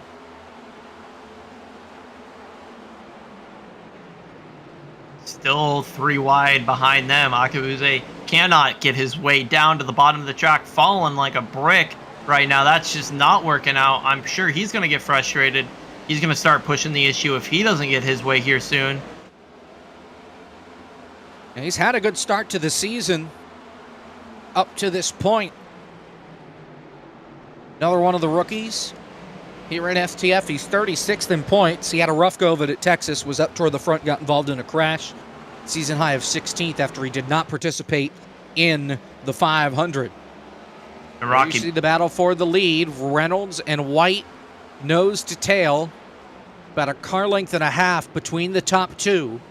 The gap kind of ebbs and flows a little bit, but it still has not become enough where White has been able to pounce. I think, if anything, just consistently applying pressure to the former eNASCAR Coke Series driver. And Parker White trying to take that Canon Esports machine back to victory lane for the 3rd time this season. Oh, here he's looking hard right there. Almost able to get there into that corner. He is there, knocking on the door. Meanwhile, behind, Kevin King back into the picture. To the inside of Wyatt Tinsley, this is for 3rd. We know how strong Kevin King was back in stage number 2, holding off Derek Justice, Parker White, and company. He will take over the 3rd position. We'll see if car 88 can get to the front and try and win his first race on the year. Reynolds trying to do the same thing and hold on to the lead, but Parker White saying, not so fast. We ride on board off the B post and now on the roof. Yeah, he's going to make his way here, get close into turn number 3. Will he use the bumper to make this move? It's coming down to that time where a decision needs to be made. Bumper or no bumper, clean or dirty. I think it's too early to use the bumper. Oh, man, I don't know. Just me. With 17 laps, you're going to really use the bumper now and then give him a chance to get back to you, potentially get back to you?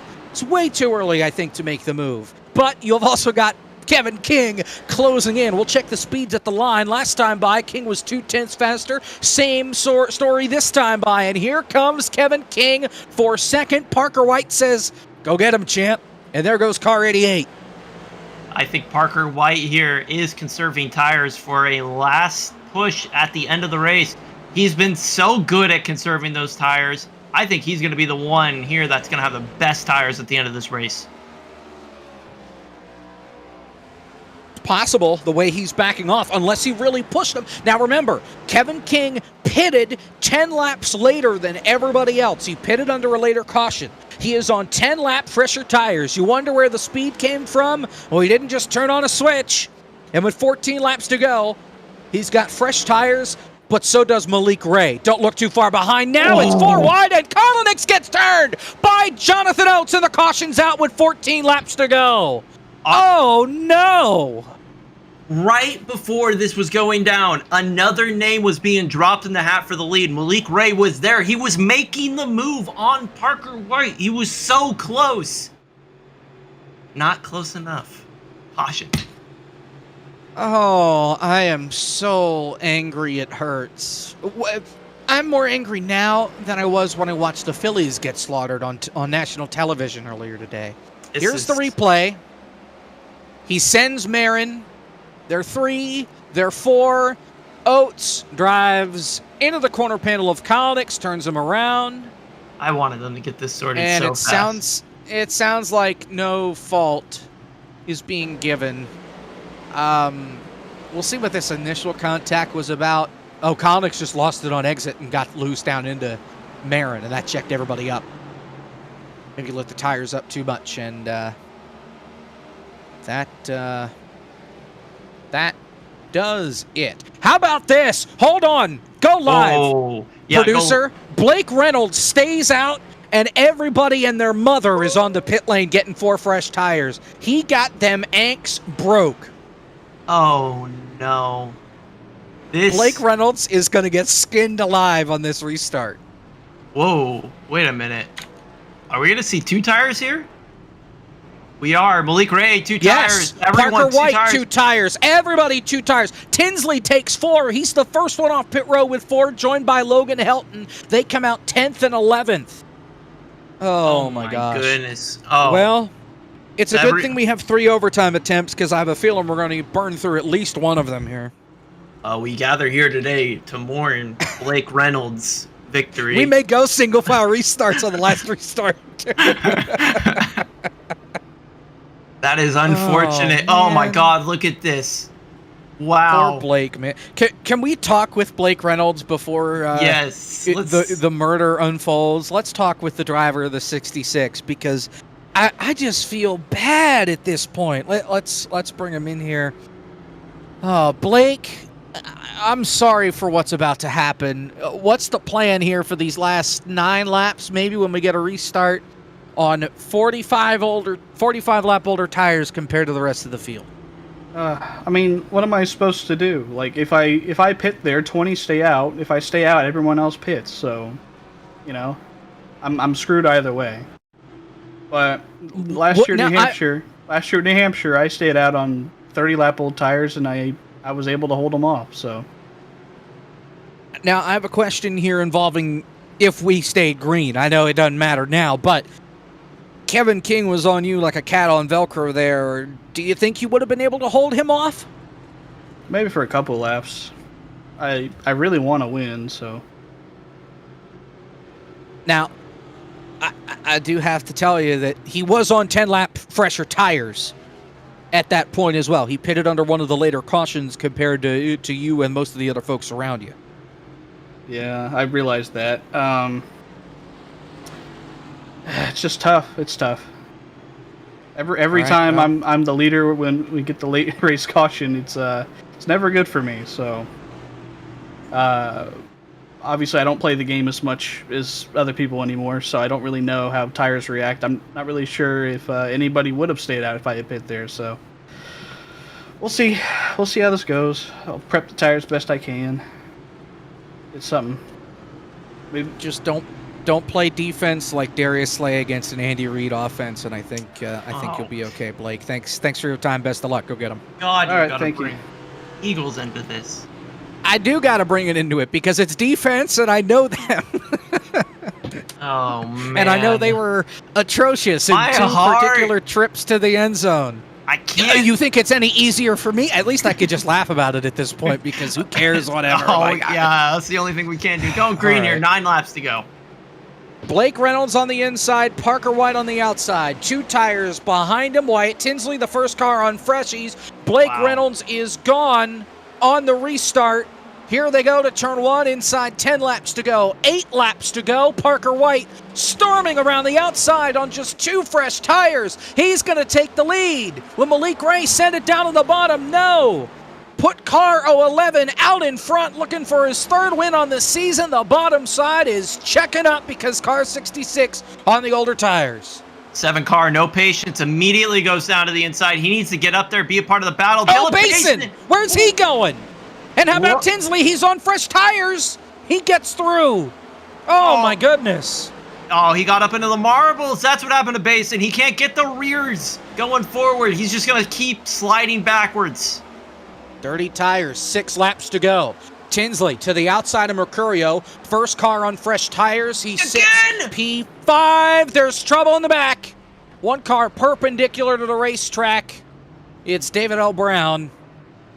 And this crash started coming off turn 4. And with 6 laps to go, we are in danger of going to overtime. 3 wide with loose race cars oftentimes does not work.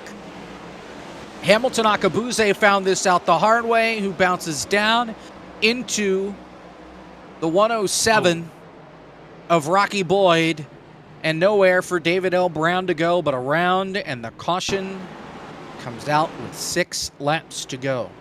It not pictured here. I was yelling again because Dylan Basin went into turn number 1, and he almost lost it again.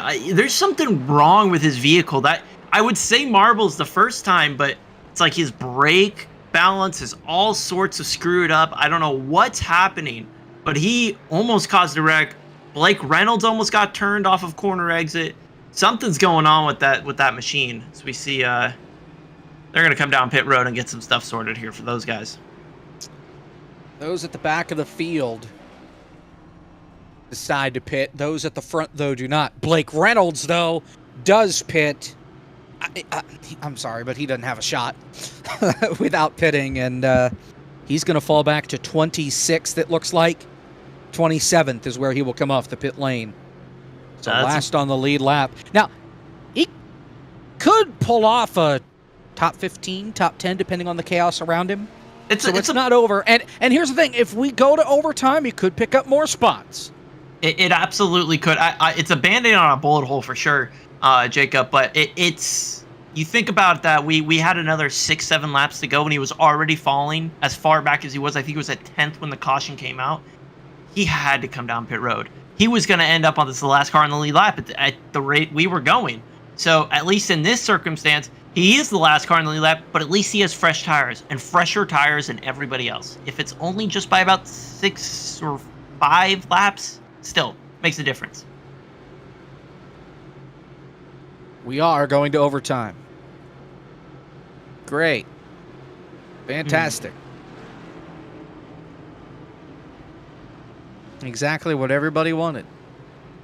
So if we get to the white flag, the next flag ends the race. Of course, that flag would be the checkered flag. If they do not make the white flag, we will try it again. And with the folks up here at the front, somebody could decide to send it here.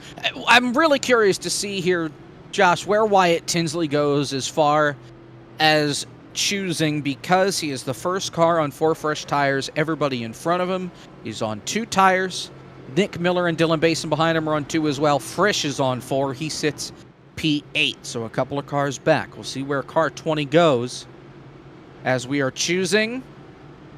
King to the outside, and well, they line up like they would have anyway. Odds to the inside, evens to the outside, at least for the first 5 cars. If you can get to the inside of Malik, great move by Tinsley. Personally, I would have liked to see him take the outside, see if he can make that work. And whoa, the 04 machine of Dylan Basin, right back up there, row number 3, outside line.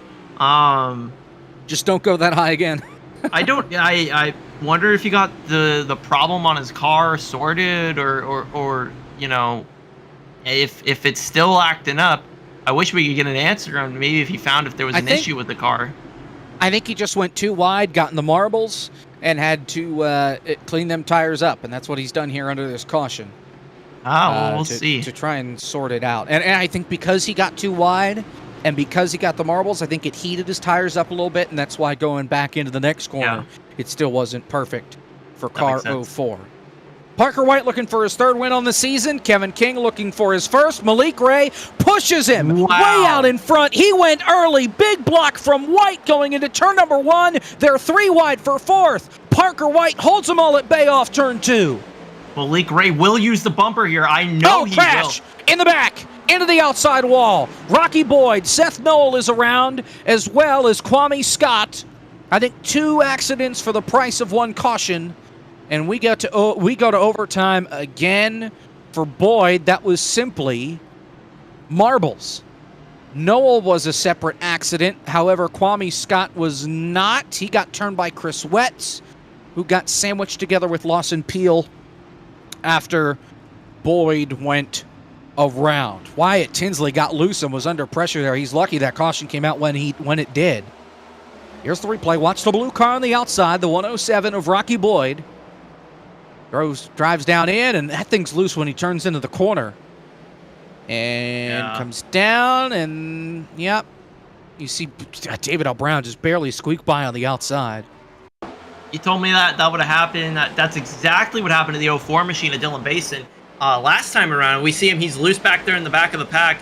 Right there, and it just collects cars, and it's just, that's Noel.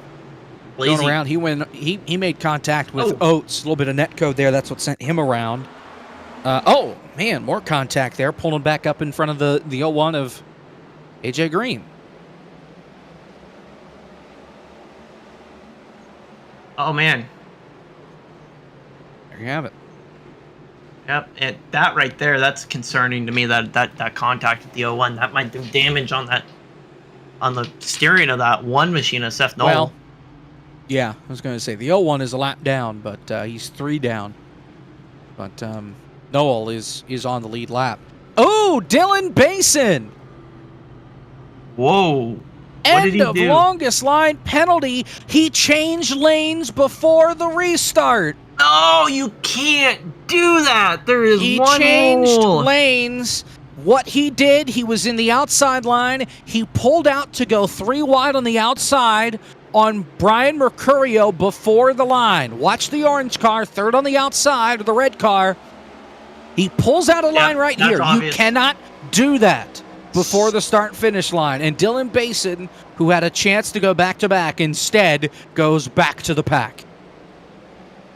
Wow. That's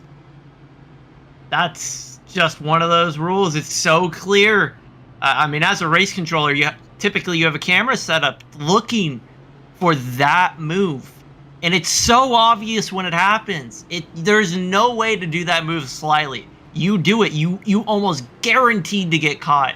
And it's so enticing to make that move. You just gotta make it at the right time. Oh. Choosing here. Everybody to the bottom. Kevin King first to the outside. Wyatt Tinsley will join him. Mercurio chooses the bottom. Almost wonder if Ray and White are hooked together here on these restarts down to the inside. It worked really well that last time by where Ray just pushed him out in front. Yeah, I'm curious to see how that, I'm not seeing, they're not in the same channel with each other. I see Parker White and who he's talking to, and Malik Ray isn't there, but that doesn't mean they're not potentially just text messaging each other through the in-game chatter. But that restart, you gotta give it to them. That restart, that last one, was incredible. It was a work of art, 2-car tandem, both launched off at the same time, and they were gone and away. It was incredible that they were able to make that happen. All right. Overtime attempt 2 of 3. White and King on the front row for what could be the last restart of the 2nd annual Justin Melillo. Pace car's in. Restart is gone. Kevin King, another bad restart. He almost changed lanes before the line. Problem is he's not clear for 3rd. White and Ray clear by a mile into turn number 1. Tinsley trying to roll the outside. They're off 2.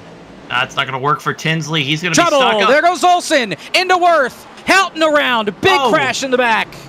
Huge crash. This is traditional Richmond big one. Oh, And we're going to overtime for one last time. It's our last attempt here. I would not be shocked if we go single file here. It's approaching that point. I don't know if Jake's going to make that move. Jake is our race controller. He'll make that decision, but that's unfortunate right there. So many cars out there having good runs. So. And Jake just said we are not going Well, single now, file. here's the thing. Based off of what we told earlier, this would be grounds for single file, right? I'm not going Yeah. crazy. This is our third caution in a row. Yeah. And this is not ground for... Okay. I mean, it is up to the discretion of tell- race control. Yep. Yep. But that's not what we were told earlier, right, Josh? Like, Yeah, we were told, I'm saving it for when we get 3 cautions in a row. We have it, Well- and now we're not going to get it. Okay, well, to his credit, he said he would make that decision when this started to happen. So this is a decision for him to make. It's not. He never said he was going to make a certain decision. He just said it's when they're consecutive. It would be at that point in which he chooses to make a decision.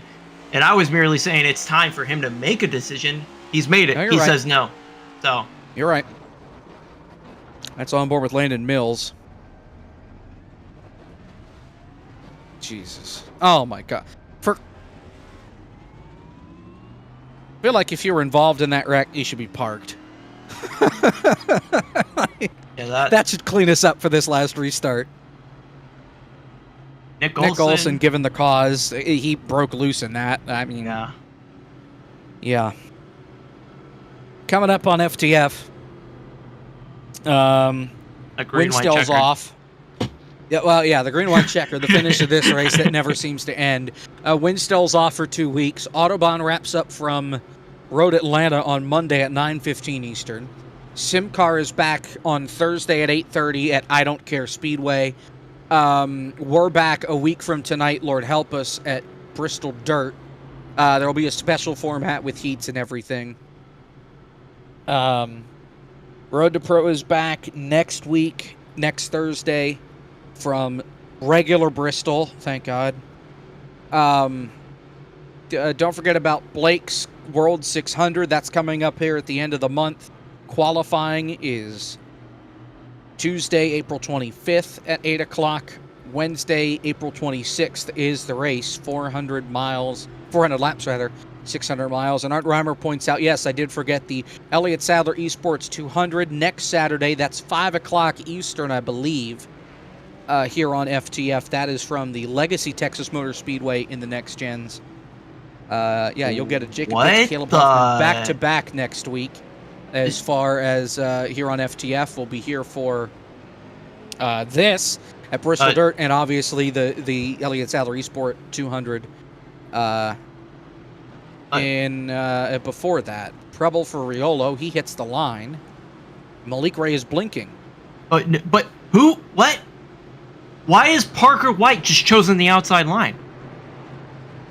What do you mean? He's on the outside. Why? Inside was working so well. He's now completely exposed the inside here to a car that will move him for it, and has clearly had great restarts recently. I don't know. Here's the thing. I don't agree with this decision. He knows this is the last restart. So, if they wreck early, he just has to be out in front. Oh, man. So it could be a big brain call. We'll find out. Parker White and Malik Ray on the front row for the last restart in the Justin Malillo. Here we go. 2 laps.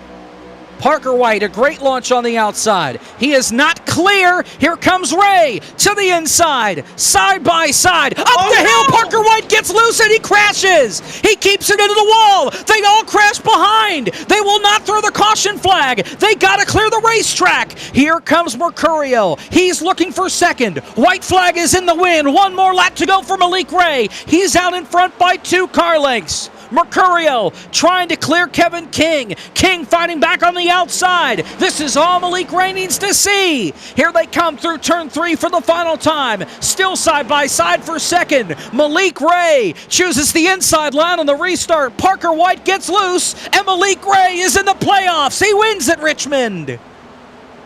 Parker White just crossed the line, P19. Blake Reynolds crossed the line 20th. Wow. Oh my god. Oh my.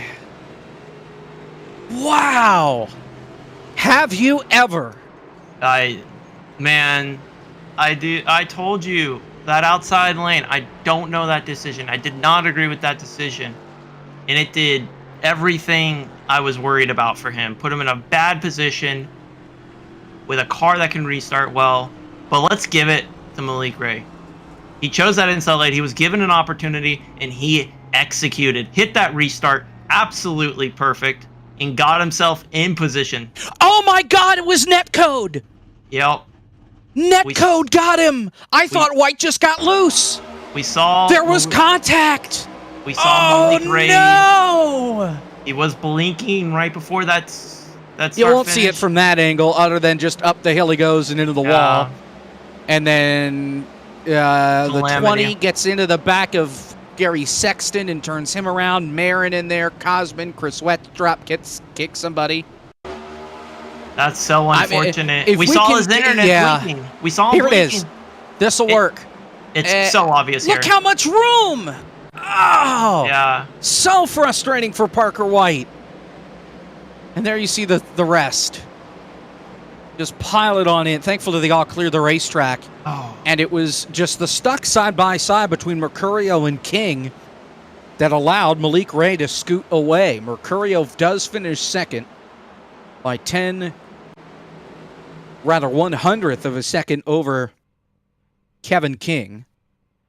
Wyatt Tinsley 4th, Nick Miller 5th, Frisch is 6th, Zwack 7th, Botafuco 8th, Hawken 9th, Blake Bryant finishes in 10th. Everything I would imagine here is unofficial just in case, but I think at least the winner, at least your top 3 should be okay. Yeah, I mean that I can't blame Malik there. He was just racing. It's you can only do so much, and it's not like he went in there intentionally trying to cause a netcode incident. That's just unfortunate. That's not what you want to see. And that was aiming to be just an incredible finish. Unfortunately, sometimes even the best simulators, they'll have their moments, and that's just one of those things you got to be wary of.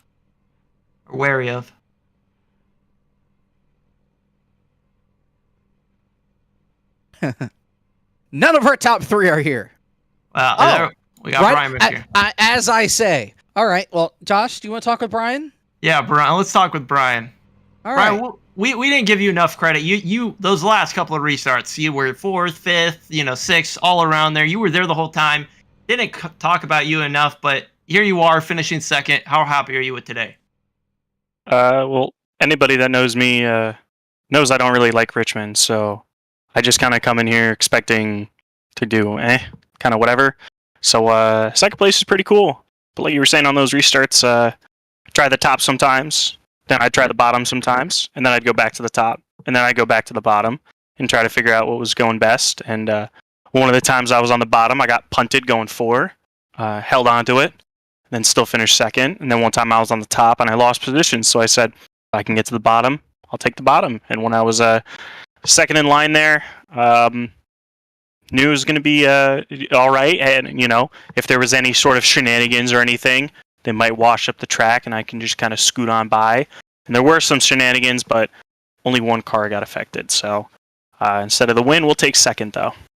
Now, real quick, I just want your thoughts on this. See, when you saw the 011 going and choosing that outside lane, in your mind, what were you thinking? Was you thinking that was going to be a move that worked out in the end, or did you feel like that one was going to be a mistake? Maybe because of the person who was behind him, I can maybe understand it.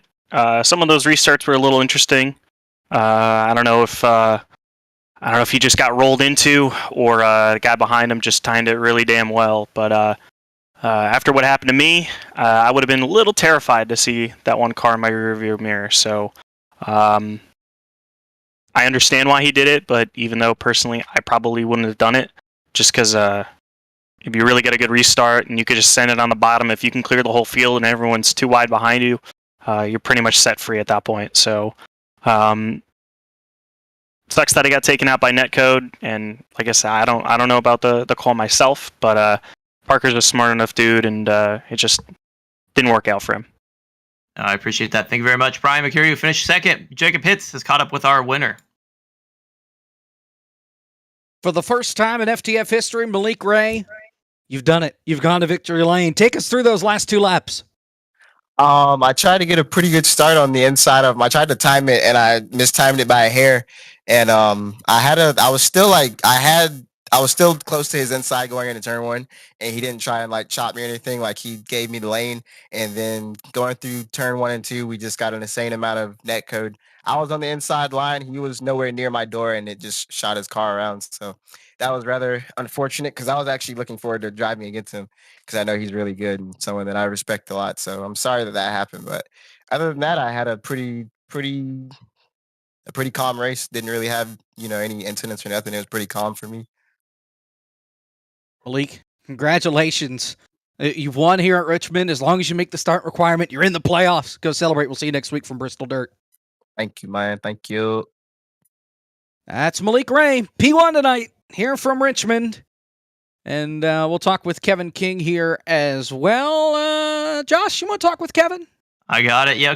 So, Kevin, you were there for those last couple of restarts. Were you hoping for a single file restart? I heard you asking race control for it. What did you need to kind of get up and get the lead? Well, I needed not that last yellow when I was about to pass Blake and set sail to come out. I didn't need that yellow. But even then, I blew by my pit stall twice that last section. That's what led Malik and Parker to get by me. So pretty frustrating, but honestly, I had fun, man. The setup was a challenge. The long runs were good. The strategy was cool. I mean, everyone gave an insane amount of room up front. I felt like, for the most part, I had Blast racing Parker, Malik, and Brian, and even Wyatt. So, it was a good points day. I missed last week, but to finally get a podium, I think this week this season, I guess, is pretty cool. I just barely missed it, so a little frustrating with that. Yeah, absolutely. We saw you struggling on those last couple of restarts. You feel like they were just getting really good launches, or was there just something that just wasn't coordinating right there? Yeah, so Malik's really good about rolling the restarts, which, as a second place guy up top, you can't really do, obviously, because you're stuck, next to the leader. So when you're in third place and you're a couple mile an hour faster, it's obviously a pretty large advantage. And even that last restart, he rolled into it pretty well and just timed it perfectly. He's really good at that stuff. And I had the chance of trying the bottom, but I needed to have the least track position in case something happened. So I knew it was kind of a sit and duck up there. Your reaction is just that much delayed, anticipating anything. So just fortunate not to get caught up in anything at the end and getting wrecked like happened at Atlanta and a few other places. But it is what it is. Glad a teammate won. He's obviously doing really well this year, and especially Coke. So it's cool to see him do well. I'm actually really happy for Brian. He hates this track. He wishes it was a lake. So for him to actually run really well is actually, I think it's good for him, because he'll probably stop hating on Richmond so much. He did really good job tonight, and it was a blast racing here at the end. Well, I appreciate that. Kevin finishes third. So close. Just one ill-timed caution away from being able to potentially score a win here at Richmond Raceway. Yeah. And it's over. Oh God! And that means one thing. It's Bristol Dirt Week. It is. The only thing I just got to say is I feel so bad for Parker White. That he worked his butt off. He was in great position, managed to make pit road work perfectly, and he was just 2 laps away from being able to just have a walk-off win, add a little bit more padding to his playoffs. And you got to feel it for him. 4th, top 5, and top 10 for Malik Rail in the season. As I mentioned, his first career win in FTF. That does it here from Richmond. For Zach Johnson, our producer, for Josh Mendoza alongside me, I'm Jacob Pitts. Malik Ray, the winner of the 2nd annual Justin Malillo. We'll see you at Bristol Dirt next week. Good night.